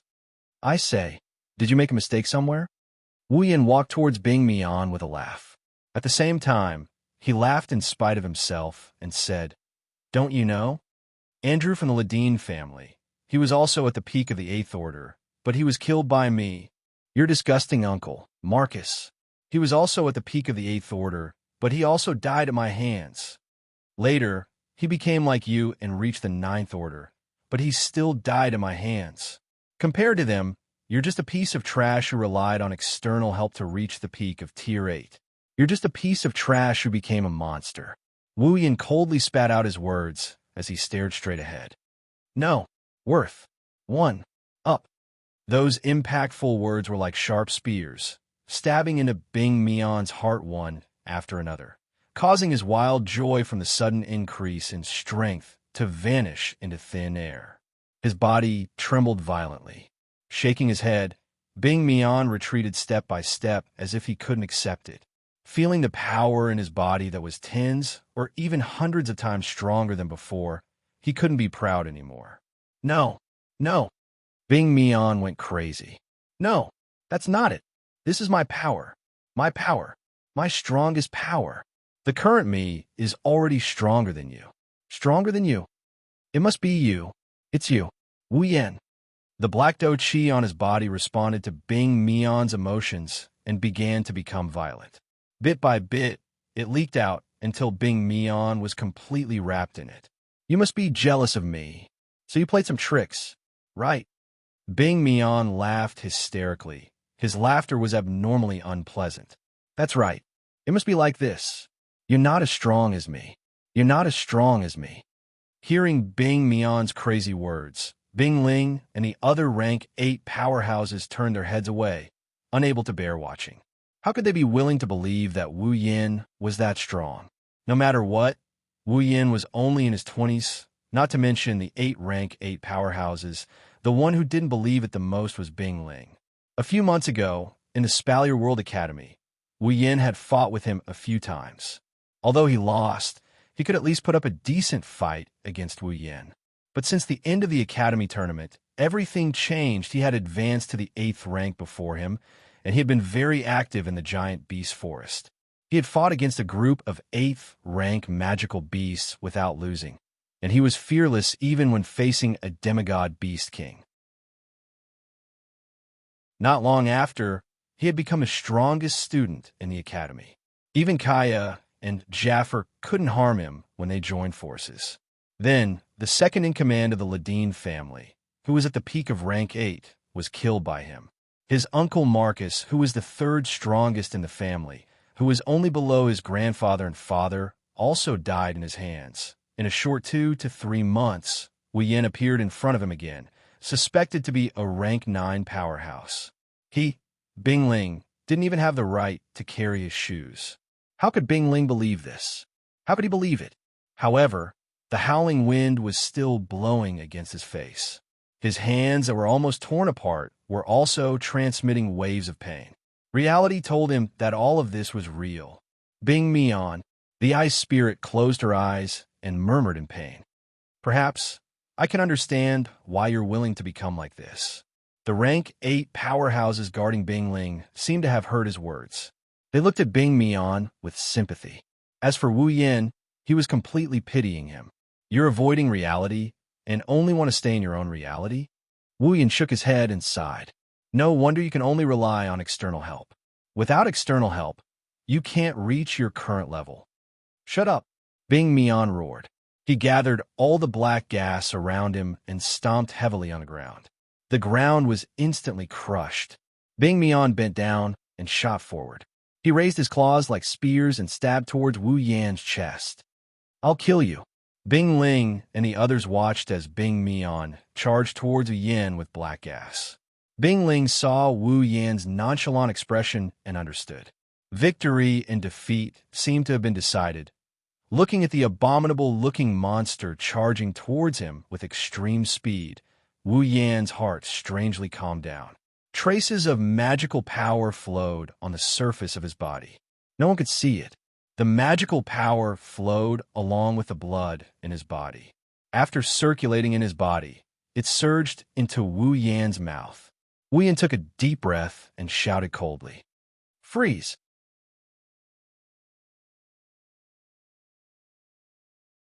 Chapter 878. Freeze! The heavy shout reverberated through the air.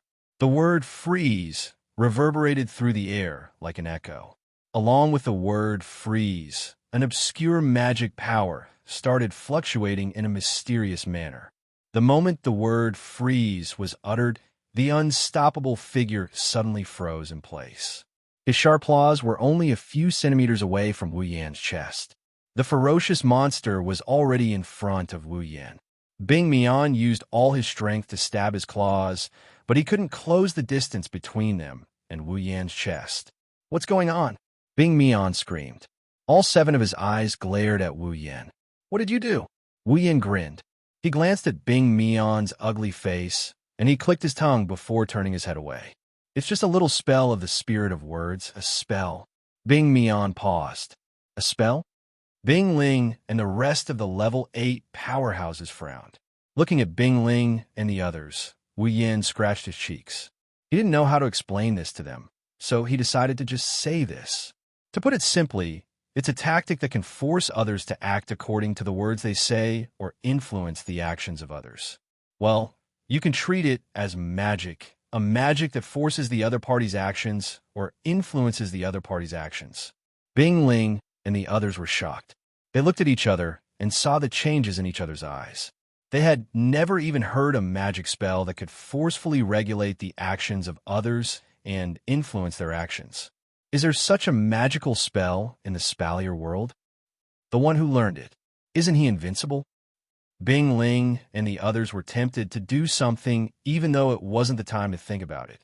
If the Saito family could have such a magical magic and the magicians could learn it, and the warriors could use ice combat chi, then Bing Ling and the others were surprised. Wu Yan seemed to have seen through their thoughts. He pursed his lips in disdain. Don't think too highly of the spell. It can only force someone weaker than the caster to act on them. The target can't be too much stronger than the caster. Otherwise, it won't work.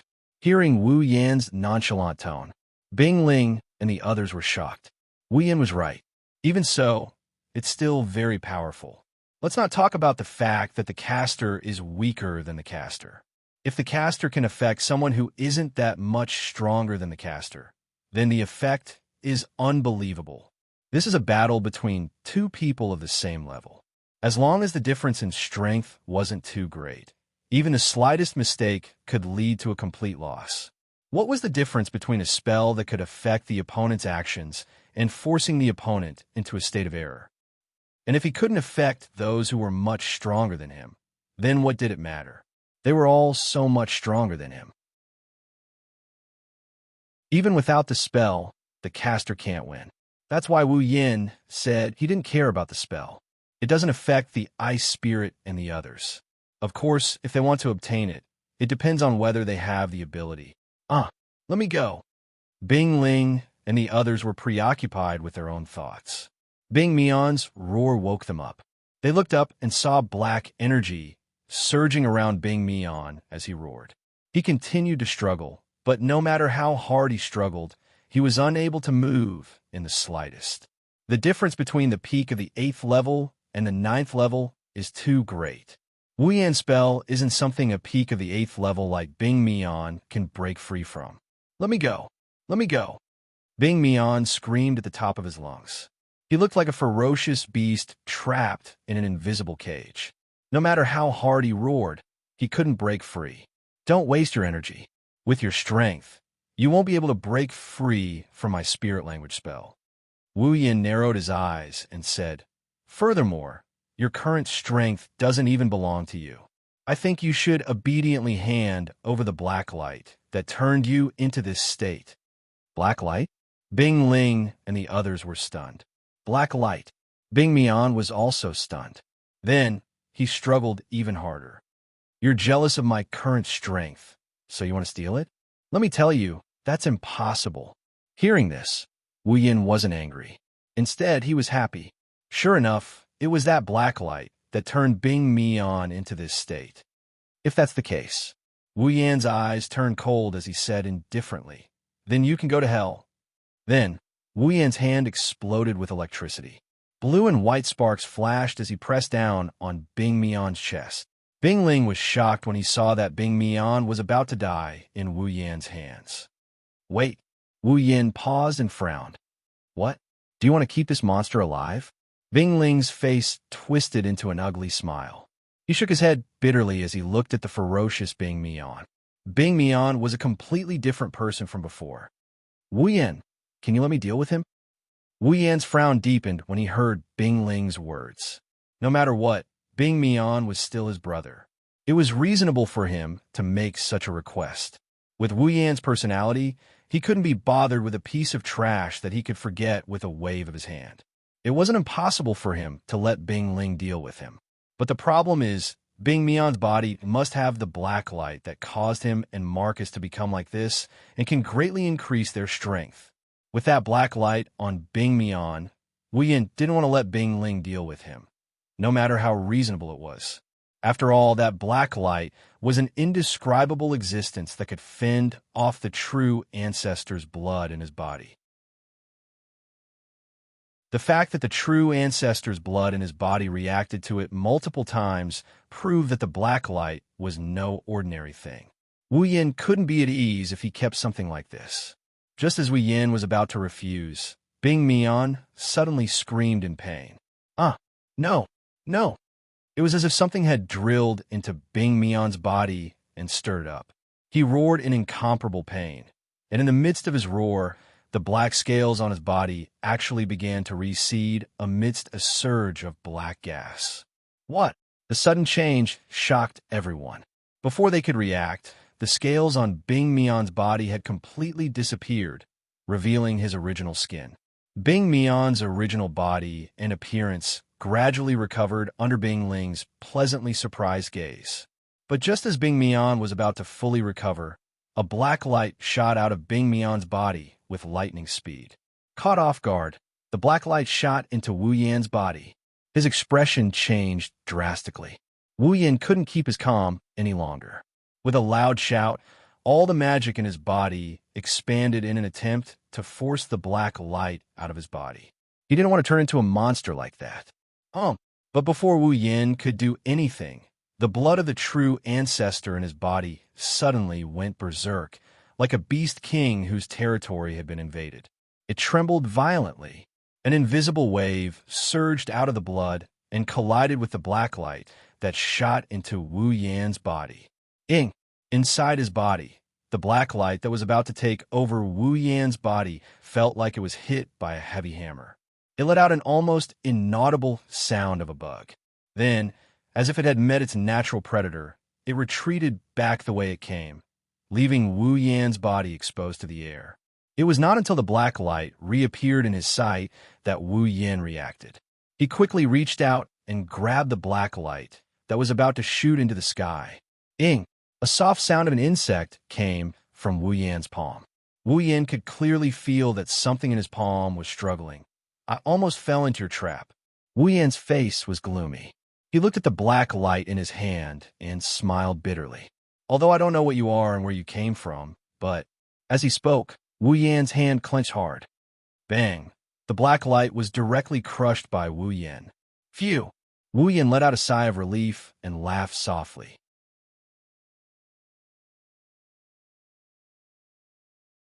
Chapter 879. Behemoth Forest Campsite. At this time, the soldiers stationed in the campsite were all busy forming teams and carrying out their tasks for the day. They all rushed towards the Behemoth Forest. Some went to the Behemoth Forest to hunt magical beasts and provide them with resources to ensure the normal operations of the Empire. Some went to patrol and check for signs of magical beast activity in the Behemoth Forest so that they could report back in time if a magical beast attacked again. Some continued to search for traces of the Beast King in an attempt to take down this potential threat. The entire Behemoth Forest campsite was operating in an orderly manner without the slightest abnormality. It was likely that those who came to see this scene would not be able to imagine that just a few days ago, this campsite was still a mess. It had to be said that after Wu Yin left the campsite, the entire campsite became much more peaceful. There were no more conflicts for no reason, no more monsters mysteriously appearing, and no more major incidents in the middle of the night that woke everyone up. It was simply too peaceful, causing the soldiers to be somewhat unaccustomed to it. It was only now that these soldiers realized how good their previous lives were. Although there were unavoidable dangers in the Behemoth Forest, at least they were safe in the campsite. But when Wu Yin was still here, the campsite was filled with incidents one after another, causing them to be unable to sleep. Compared to now and before, it was simply like hell. In addition, every incident that happened was extraordinary. Peak 8th rank powerhouses were killed, the sky was shattered, and even some of the higher-ups in the past turned into monsters. This series of events brought quite a shock to these pitiful soldiers. Now, everyone was nervous, afraid that they would be woken up by some noise in the middle of the night, and then encounter the sky shattering or monsters appearing. It was to the point that the Thunder King and Pelosi began to suspect that Wu Yin was a jinx. Of course, it did not matter what the people in the campsite thought of Wu Yin. Here, there were still people who missed him and were looking forward to his return. In the eastern region of the campsite, in a large tent at the edge, a large table was placed in the middle of the tent, and the girls were seated around it. Not a single one of them was absent. Plates were placed on the table. It was obvious that the girls were having their meals. However, looking at the plates on the table, the girls looked at each other. As they looked at each other, they swallowed a mouthful of saliva. Their faces were filled with strange expressions. None of them had made up their minds to touch the food on the plate. This was because the things placed on the plate were all shapes and sizes that gradually increased from top to bottom. In the middle, they were twisted like stairs, and there was even a small curved point at the top. It looks like excrement from a human body. The girls stared blankly at the plates filled with the same food. Forget about Chuju and Mikoto. Even the gluttonous Astria and Toka couldn't touch a single plate. The atmosphere was eerily silent. The bow-tied hair ornament on the back of 10 Fragrance's head moved slightly like an ear. Every time this happened, it meant that 10 Fragrance was in a very good mood. Or perhaps her heart was wavering. Toka pointed at the food in front of her and asked in a daze. Her question broke the eerie silence. "Do you want to eat?" Chuju's eyebrows twitched as she looked at the oddly shaped food. She thought she saw a ball of green gas floating out of it. This. Mikoto couldn't keep her cool. She said with difficulty, "What is this?" Shoko Misaki had a bright smile on her face, but that smile looked forced. "Misaka-san, don't you know what cookies are?" Cookie. Mikoto's mouth twitched. Her finger trembled as she pointed at the object on the plate. "Are you sure it's a cookie?" "Huh." Shoko Misaki laughed dryly. "Perhaps the shape is a little weird, but they're definitely cookies. If you don't believe me, you can try." All the girls shuddered when they heard the word try. Kotori couldn't help but ask, "What do you mean by try? Why is there something like this for lunch today?" "Not this thing, it's the cookies." Shoko Misaki grumbled. Kotori ignored her and continued with her questions. "Then why are we having cookies today?" In the end, Frenda raised her hand weakly. "Because that guy isn't here, so no one is cooking." "No one is cooking?" Hinajiku tilted her head in confusion. "Why is there no one cooking? Even if Yin isn't here, Ikaros is right." Kinuata Sai pouted and pointed at Ikaros. "Super, take a look for yourselves." Hearing this, the girls all turned to look at Ikaros. With one look, Ikaros's absent-minded appearance was imprinted in everyone's eyes, causing them to be surprised. "Era, what's going on?" Kurumi was puzzled as she tapped her lips. "Why is Ikaros like this?" This time, Astria was the one who answered. "Ever since Master left a few days ago, Ikaros-senpai has been acting like this. Is it because of Yin?" Hinajiku sighed. "You're right. Yin has never left without saying a word before. It's no wonder Ikaros is worried. So? Mikoto crossed her arms and glanced at the plate in front of her. How did these cookies come about? Kinuhata Sai and Frenda both turned their heads and looked at Takitsubu Riku. Their expressions clearly said, "You explain it," causing Takitsubu Riku to shrink her neck and speak. Well, Ikaros didn't seem to be in a good mood, so I didn't ask her to cook today, I see. Kotori nodded and went straight to the point. Then, who cooked today's meal? Silence once again returned to the scene. The girls shifted their gaze to Kinuhata Sai, Frenda, and Takitsubu Riku. Their gazes were filled with pressure, causing the three girls who had been fighting in the dark department for a long time to feel fear. Seeing this, a few hints of threat appeared in the eyes of the group of young girls. From the start, Kinuhata Sai and the other two were the ones explaining the situation. It seems like they know the inside story. Under the pressure of the girls, Kinuhata Sai, Frenda, and Takitsubu Riku could only pout.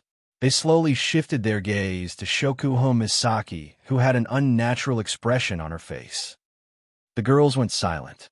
After a while, Mikoto's eyebrows twitched, and she said what was on everyone's mind. You didn't make this thing, did you? Is there a problem? Shokuho Misaki pretended to be calm and ran her fingers through her hair. Her voice was trembling. I only forced myself to cook for Ikaros because she's worked so hard in the past. Food? Mikoto helplessly pointed at the lumps of unknown objects on the table. You call this food? What? What can I do? Shokuho Misaki said angrily. I only know how to make cookies. Then why don't you let the others cook for you? Kotori glanced at the cookies, and she quickly averted her gaze as if she saw something terrifying. Chuju, Kurumi, Takitsubu, they all know how to cook, right? If I let them cook for me. Sometimes I want to cook for you too. Shokuho Misaki humphed coldly and pointed out like a kind soul. Don't make it sound like I only know how to eat. The corners of the girls' mouths twitched in unison as they cast a glance at the cookies on the table. Immediately, they fell silent as they cried out in grief and indignation in their hearts. At this point, they would rather Shokuho Misaki only know how to eat.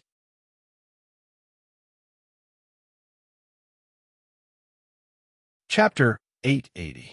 In this silent atmosphere, Shokuho Misaki seemed to have seen through the girl's thoughts. She couldn't help but feel awkward for a moment, but she quickly returned to normal. Even though there are only cookies, with this amount of cookies, I'm sure I can eat my fill. Shokuho Misaki smiled awkwardly, as if she was showing off. It's not like I've never treated snacks as food before. That's something only you would do. Mikoto is speechless. Even Mikoto, who has always been at loggerheads with Shokuho Misaki, couldn't help but laugh. Who would have thought that the seemingly perfect Shokuho Misaki would have a weakness other than her stamina? Compared to being able to eat my fill. Chuju picked up a piece of cookie hesitantly. She asked out of curiosity. I'm more curious. How did you make it into this shape? Yes, of course. The cookies made by this queen can't be the same as normal cookies. It has to be different. Shokuho Misaki said matter-of-factly. I spent the entire morning researching this. I combined all the content of Tokuwadai's home economics class with Kinuhata's, Frenda's, and Takitsubu's memories to create this super high-quality cookie. It's combined. Kinuhata Sai's mouth twitched. Hours. Frenda couldn't keep her cool. Memories. Takitsubu Riku said weakly. The three girls' shoulders slumped as if they received a heavy blow. They sneaked a peek at the creative cookie. The three girls gave off an aura of dejection. They almost knelt on the floor and started crying. No matter who it was, if someone peeked at their memories of making cookies and managed to create something like this, they would probably be devastated. Hinajiku, Mikoto, and Kotori looked at Kinuhata Sai and the other girls with pity and sympathy. Astria and Toka opened their mouths as if they wanted to console the three girls, but nothing came out of their mouths. They froze on the spot. Hey, what kind of attitude is this? Shokuho Misaki stomped her feet angrily. This isn't just a cookie. This is already a work of art. The girls' heads tilted and they almost fell to the ground. Then let me ask you. Makoto sighed and looked at Shokuho Misaki with disdain. What should I do to make such a work of art? How would I know? Shokuho Misaki pouted unhappily. I just wanted to make some creative cookies. After the results were out. That's why they became like this. The girls exchanged glances. They were all speechless. Ah! What kind of attitude is this? Shokuho Misaki screamed in frustration. This empress personally cooked for you. Not only are you not grateful, you're actually looking down on me. They're just strange in appearance. The taste is top-notch. Shokuho Misaki grabbed a piece of cookie and stuffed it into her mouth. In the next second, Shokuho Misaki's chewing stopped abruptly, and her eyes widened in shock. Seeing this, the girls nervously swallowed their saliva. How is it? Shokuho Misaki didn't answer the girl's question. She just stared at them with her eyes wide open. She didn't move at all, as if she was a wooden puppet. The girls were confused. Flandre-chan, who was sitting on a chair, flapped her broken wings and flew to Shokuho Misaki's side. She tilted her head curiously and poked Shokuho Misaki's cheek with her finger.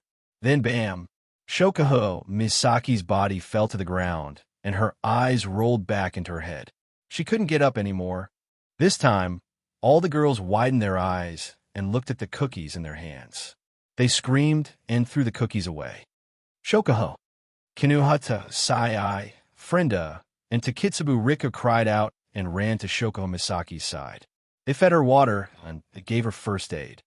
This isn't just a cookie. Kotori took a step back with lingering fear. This is simply poison. The girls nodded without any hesitation, no longer daring to look at the cookies on the table. You! Astria clutched her stomach and whimpered. I'm hungry. Toka pouted pitifully. Me too. The girls felt a headache coming on when they saw how unhappy the two gluttons were. They knew that if they don't feed these two gluttons well, they're going to cause a ruckus. What are you girls doing?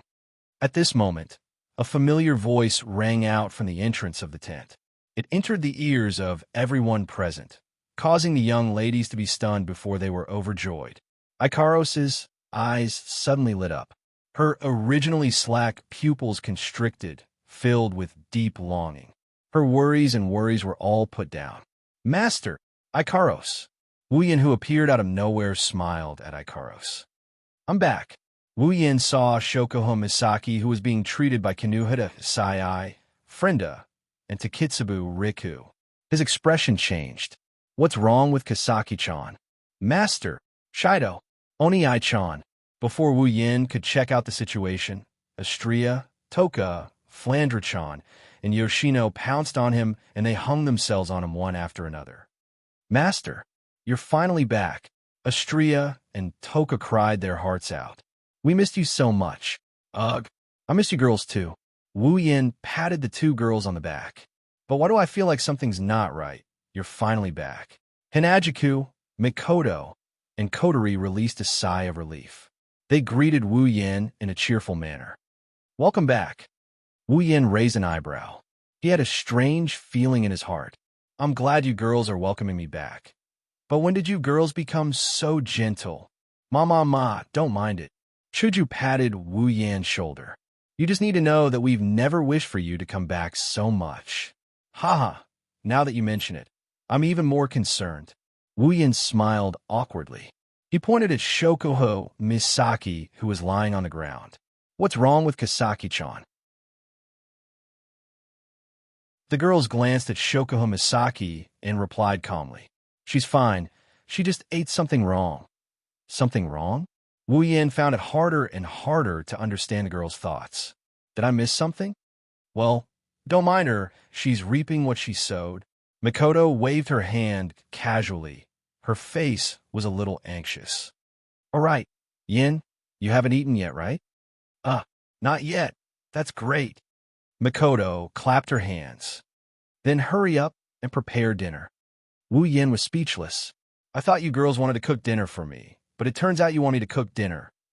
What's wrong with that? Kotori smirked at Wu Yin. Everyone knows how important you are to us. Yeah. The girls nodded.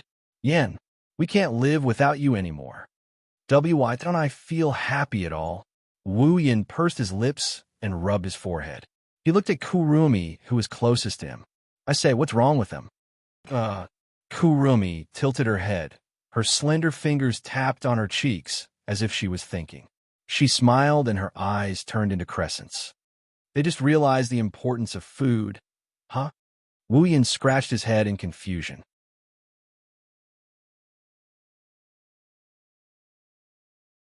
Chapter 881. You. Delicious. Uh-huh. I'm so happy. Wait. That's mine. Wah. Don't fight over it. Ah. Flan's cake. The table full of dishes was gradually decreasing at an incredible speed. At this moment, all the girls seemed to have turned into gluttons, displaying an unprecedented level of eating. Even Kwang San, who usually paid attention to etiquette and ate in small mouthfuls, was eating a speed 5 times faster than before, even though her eating movements were still graceful. Wu Yin and Ikaros, who are still holding 2 plates of food in their hands, are completely dumbfounded, looking at the scene that has turned into a battlefield, and the girls who didn't care about their image and fought over a dish. The 2 of them couldn't react in time. Why? Wu Yin is depressed. He doesn't understand why the girls are behaving so strangely after his return. That's right, strange. With a sigh, Wu Yin placed the 2 plates on the table. In the next second, countless hands reached for the plates, and with a series of clanking sounds, the dishes were all taken. Wu Yin was speechless. Have you not eaten for a long time? Ugh. Coterie swallowed a mouthful of food and waved her chopsticks at Wu Yin. You don't understand. That feeling of having to risk your life 1 second and then being in a paradise the next. Wu Yin looked at Coterie with an exasperated expression. Can you please say something I can understand? Too bad. Coterie threw Wu Yin to the back of her mind as she immersed herself in eating. Wu Yin sighed again. He looked like he had aged a lot. He turned around, and he looked at Shokuho Misaki, who was still eating. She looked weak, but she didn't stop eating. His face fell again. I say, Masaki-chan, are you really okay? Wu Yin rubbed his forehead as if he had a headache. I don't know what happened, but if you're not feeling well, it's best if you don't eat. At the end of his sentence, Wu Yin's voice became weaker and weaker, weaker and weaker. In the end, he was left speechless. His face was filled with astonishment. Wu Yin looked at Shokuho Misaki in shock as tears streamed down her face. His voice trembled as he cried out sorrowfully. Don't mind me. Let me eat. Wu Yin wiped the cold sweat off his forehead, and he cautiously said, Well, at least slow down your eating. Don't mind me. Let me eat. You, don't you get fat easily? Don't mind me. Let me eat. Don't mind me. Let me eat. Wu Yin was speechless. He glanced at the girls who were slowly bulging their bellies and didn't say anything else. He grabbed the spatula and brought Ikaros out of the tent to continue cooking. The group of girls laid on the table and rubbed their bellies. They sighed in pain and comfort. They felt like they were about to die. Their faces were filled with the words, I have no regrets in this life. Looking at the ground littered with corpses, Wu Yin slumped his shoulders. He's not sure if it's because he's exhausted from cooking for an hour or if it's because he's mentally exhausted due to some unknown situation. Or maybe it's a combination of both. He's physically and mentally exhausted. Are you all full? My missy, Wu Yin said in an annoyed tone. We're full. The long and orderly response echoed along with the moans. Wu Yin was in a bad mood. He threw the clean utensils to the side, walked to the side of the girls, and sat down. Since you're full, let's talk business. Although I'm curious as to why all of you would have such a change, aside from Astria, Toka, Flander-chan, and Yoshino, the other girls forced themselves to look at Wu Yin while howling in pain. Seeing this, Wu Yin's mouth twitched a few times. In the end, he sighed for the umpteenth time since he came back. He patted his cheeks and became serious. I plan to go to a dungeon world. As soon as he spoke, the young ladies were all startled, astonished. You want to go to a dungeon world? Hinajiku tilted her body and looked at Wu Yin. Why is it so sudden? Yeah, Mikoto hurriedly asked. I've never heard you mention it before. Could it be another compulsory mission? I didn't mention it because I didn't plan to. Wu Yin scratched his cheeks and shrugged. When I ascended to Tier 9, my bloodline awakened a new ability. However, I need to enter a dungeon world before I can use it. So, this is a last-minute decision. Wu Yin glanced at the girls and said, "So, this time, any of you want to come with me? Let's go to a dungeon world together." The girls were tempted. Even though they had a good time in the Spalier world, this isn't their world. If Wu Yin wasn't around, they wouldn't want to stay in this world at all. Following Wu Yin is undoubtedly the wish of the girls. Mikoto smiled bitterly and shook her head apologetically. "I'm sorry, Yin. My sisters are still here, and I'm worried about them. I won't be able to go with you this time." Mikoto's words reminded the girls that there are still 20,000 sisters in the camp. "I see." Wu Yin furrowed his brows for a moment before relaxing them. "Indeed, I'm worried about the sisters too." Wu Yin turned to Chuju and said, "What about you, Chuju?" "Me?" Chuju pondered for a moment before shaking her head. "I'll stay with Mikoto. We'll stay too." Kinuhita, Sai, Frenda, and Takitsubariku also chose to stay without hesitation. After spending some time with the sisters, they've developed some feelings for them. Are Chuju, Nasan, and Mikoto. Nasan going to stay as well? Astria blinked. She hesitated for a moment before saying, "Then I'll stay with Chuju, Nasan, and Mikoto." Nasan. "Sure, Shido." Toka looked at Wu Yin and then at Astria in a flustered manner. The bow on her hair fluttered a few times.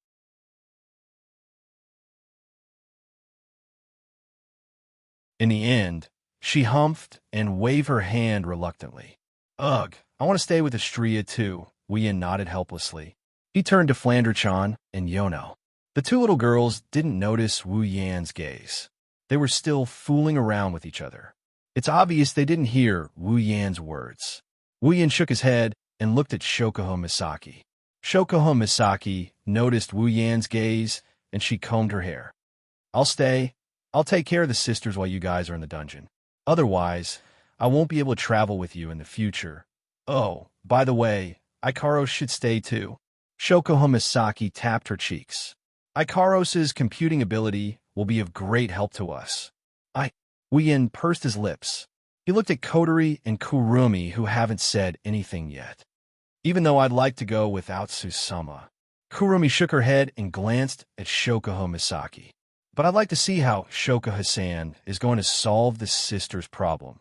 Shokuho Misaki raised an eyebrow and smiled provocatively at Kurumi. "Don't worry, Tokazaki-san. I won't disappoint you." Wu Yan's eyes were teary. "Didn't you just say you won't leave me? Now you're rejecting me? Is this what they call burning the bridge after crossing it?" Wu Yan looked at Kotori with a sad expression. Don't look at me like that." Kotori blushed and looked away awkwardly. "I'll go with you, okay?" Wu Yan smiled like the sun after the rain. While Wu Yan was heading to the dungeon, on top of a cliff in the behemoth forest, there was a platform engraved with a mysterious magic formation. Black smoke was flowing out of the platform, and it was accompanied by an ominous aura.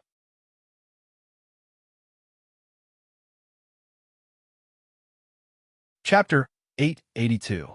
This place was an ocean that stretched as far as the eye could see.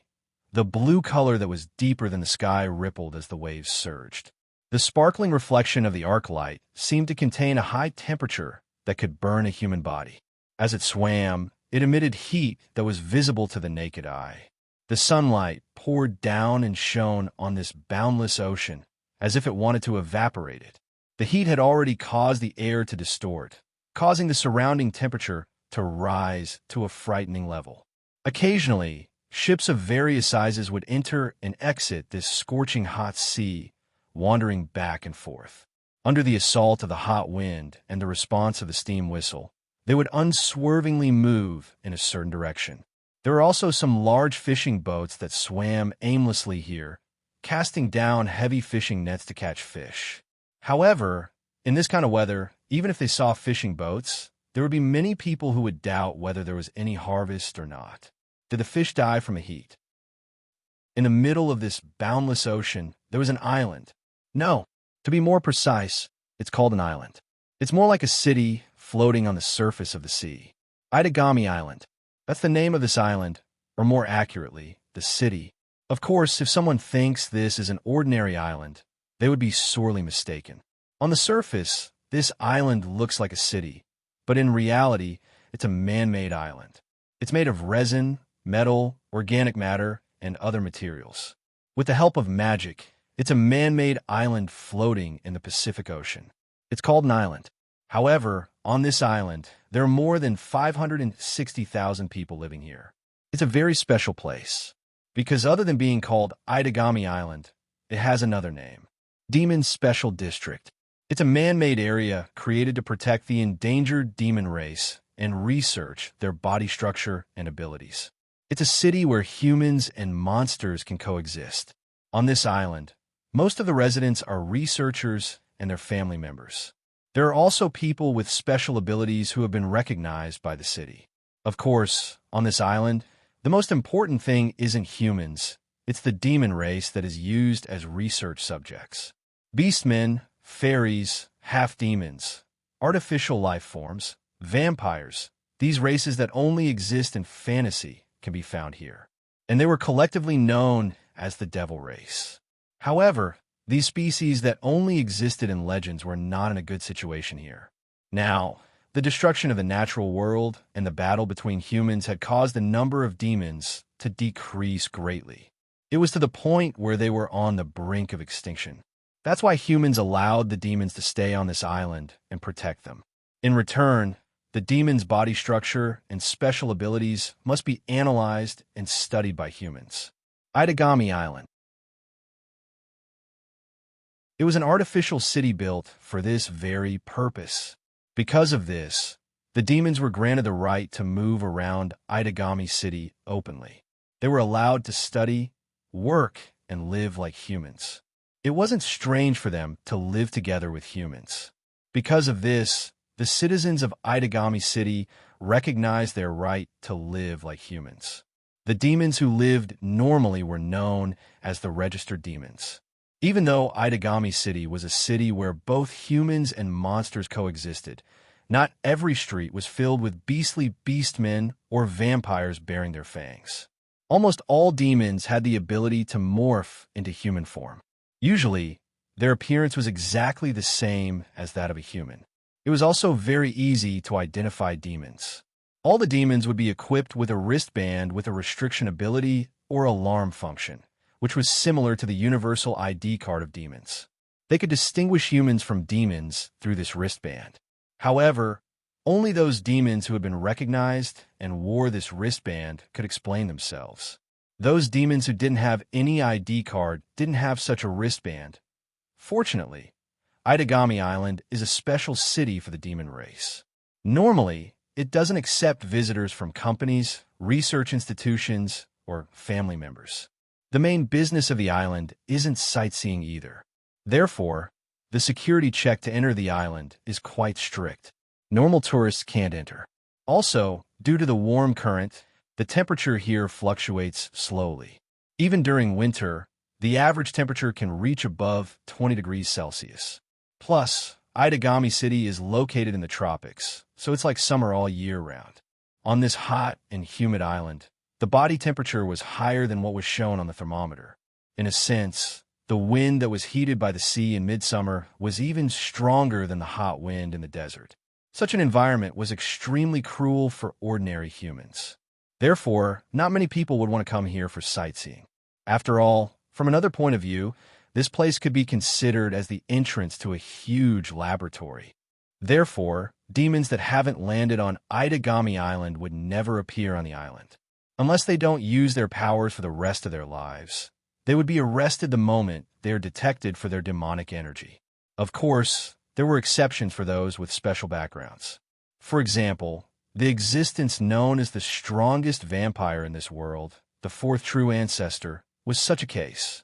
Speaking of which, it must be mentioned that in this world, vampires were the most powerful existence among all the demons. They were known as the most powerful immortal branch of the demon race.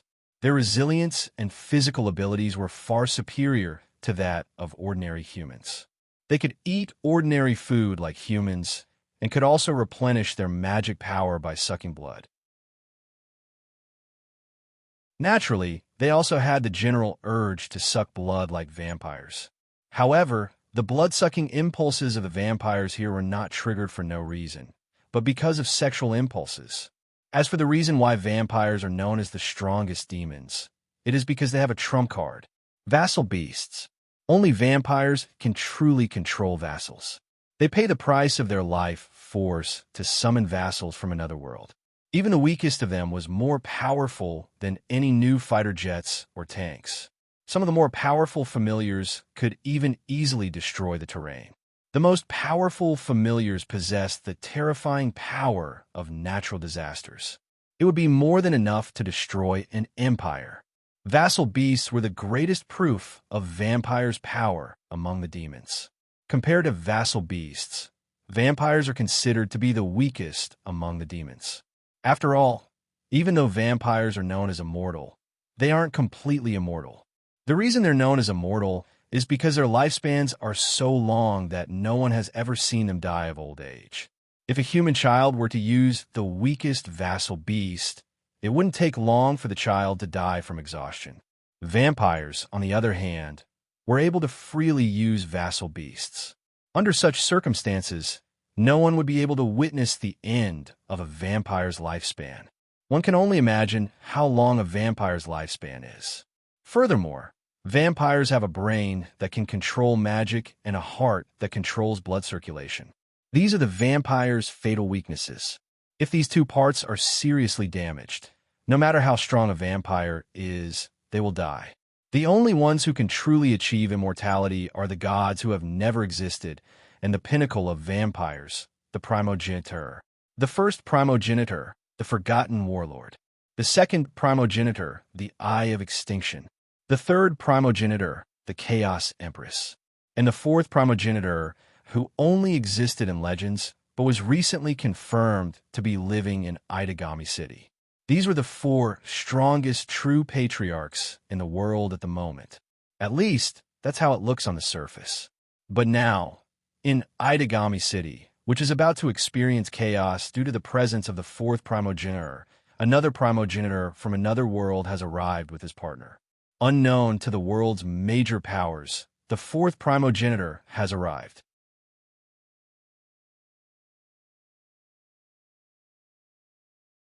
Chapter 883. The scorching heat from the sun baked the earth mercilessly. The atmosphere seemed to distort as it flowed freely under the cloudless sky. It entered the bodies of the pedestrians as they breathed. Judging from the sweat and heavy breathing of the pedestrians, one can see how painful it is to breathe in the hot air. There are many skyscrapers in the surroundings. The buildings that reflect the sun's rays are like towering trees. They are lined up on both sides of the street in an orderly manner. There are as many pedestrians as there are hairs on a cow, but there aren't many vehicles. The pedestrians who passed by were all sweating profusely. They couldn't wait to get away from this sea of suffering and find a cool place to save their muddled heads. However, amidst the bustling flow of people, there were two people who stood out from the crowd. Not only were they not in a hurry to leave this street that had no shelter and received all the sunlight, they stood in the middle without moving at all. And this scene had been going on since 30 minutes ago. If it wasn't for the fact that Itagami City is a special district of the demon race, these two people would be the center of attention. The two people standing in the middle of the street are a man and a woman. The man is wearing a black shirt, black pants, and a black hooded jacket. His hair is black and his eyes are red. Other than his eyes and skin, everything else is black. In this kind of weather, it's no different from asking for trouble. After all, black is the color that absorbs the most heat. Not to mention, he's wearing a jacket. The woman, on the other hand, is much more eye-catching. Her petite figure is wearing a pink shirt and a black pleated skirt that only covers her knees. Compared to the man, she's much cooler, revealing her fair thighs. Of course, there aren't many parts that can be seen. This was because the girl was wearing a pair of high boots that were less than 10 centimeters away from her knees. In addition, she's wearing a pure white, transparent dress that looks like a pair of wings draped over her shoulders and pulled down to her waist. Her long red hair is tied into two ponytails. Black ribbons are tied around her hair. She looked very cute and sweet, like a little princess who was in love for the first time, causing the people around her to fall in love. Many passers-by who were hurrying past couldn't help but glance at her. It was a pity that this adorable appearance was completely destroyed by the girl's next action. I say, the girl's face was filled with displeasure. She yelled at the man with a voice that's not much lower than a roar. Are you done or not? We've been standing here for 30 minutes. Hearing the young girl's cries, the man seemed to be unable to take it. He closed one of his eyes and tilted his head so that his ear was further away from the young girl's mouth. Then he smiled embarrassedly and waved his hand. Well, let's wait a little longer. Grabbing the map that he had been holding in his hand since 30 minutes ago, his wine-red pupils shifted to the map again. I'll be done soon, probably. The young girl let out a cute cry of disbelief, then covered her forehead with her hand. Coming to this dungeon world with you is the worst decision I've ever made in my life. Yes, the man and woman standing here are Wu Yin and Coterie from the Spalier world. It's been about an hour since I arrived in this world, or Itagami Island. Itagami Island is a special district of the demon race. It's a man-made island for researchers and their family members to live in. Strictly speaking, it's a large research facility. Research on the various types of demons is the main focus here. Life is just a side benefit. Under such circumstances, Itagami City's security is very strict. Basically, to enter Itagami City, not only do you have to go through a lot of paperwork, you also need to have a good reason or background. Otherwise, such a special place wouldn't allow outsiders to enter. Fortunately, Wu Yin and Coterie arrived at Itagami Island directly. If they wanted to enter, they would have to go through a lot of trouble. They might even get into conflict with the guards. That wouldn't be good for Wu Yin and Coterie. After all, if they can't enter Itagami Island, Wu Yin won't be able to complete his dungeon mission. Dungeon World, Bloodlust Rampage Dungeon Mission, Redemption Mission 1. Become an attack mage in Demon Race Special District. Itagami Island Mission Reward. 5,000 equipment points, item points, ability points, summoning points Mission 2. Yet to be activated Mission 3. Yet to be activated Beep. User, you will only be able to leave this instance dungeon after completing all the quests in this instance dungeon. When Quest 1 is completed, Quest 2 will be activated. When Quest 2 is completed, Quest 3 will be activated. When Quest 3 is completed, user will be able to leave this instance dungeon. Reminder, the time ratio between the real world and the real world is 100. 1. Users can train in this dungeon without any worries. I wish you a pleasant journey. An attack mage is a term used by humans who have the ability to fight demons head-on. For example, magicians who have mastered powerful magic, psychic abilities, and are known as overachievers, or humans who have extraordinary strength and are comparable to demons. These types of people can become attack mages. Strictly speaking, Wu Yin can't become an attack mage. That was because he was the true ancestor of vampires, not a human being. Even if he wanted to be called a general term, he should be called a demon. It was impossible for him to be called an attack mage by a human being who had the power to fight against demons. However, Wu Yin may be a vampire's primogenitor, but unlike other vampires, he can control familiars. He can use magic, psychic abilities, and even alchemy, soul language, yin-yang, and other skills that belong to humans. Generally, people who had this type of skill could become an attack mage. Because of this, Wu Yan's position is a bit ambiguous. When he first came to this world, you got to know a bit about this world from the system. He's a bit confused. He's not sure if he can become an attack mage as the true ancestor of vampires. But since the quest required him to do so, he's going to have to do it. Becoming an attack mage was easier said than done, but harder said than done. The difficult part was that you had to have skills that could rival the demon race, such as magic, superpowers, etc. Only then could you become an attack magician. The easy part was that as long as one had the ability to fight against the demon race, then one would have the qualifications to become an attack mage. If the first mission only required him to become an attack mage, it wouldn't be that hard to complete the first mission. The problem is that the first mission requires him to become an attack mage of Itagami City. To become an attack magician of Itagami Island, Wu Yin has to be recognized as a member of Itagami Island by the higher-ups. He also has to accept missions from the higher-ups whenever an attack magician is needed in Itagami Island. It was the same as joining a faction like Itagami Island. This troubled Wu Yin. After all, he's a vampire, a demon, and an unregistered one at that. If he swaggered to the higher-ups of Itagami City and asked them to accept him as an attack mage, it would be strange if they didn't arrest him for causing trouble. But the first mission is right there. With no other choice, Wu Yin could only take one step at a time. After getting a basic understanding of Itagami City, he brought Coterie with him and bought a map to explore the city. Because of this, they didn't know the place and didn't have a clear destination. The two could only stand there and stare blankly at the map for half an hour. How should I put it? Silly, naive, you're tuning into the Warrior Lore YouTube channel. Don't forget to subscribe and join us on this journey to catch the most captivating stories.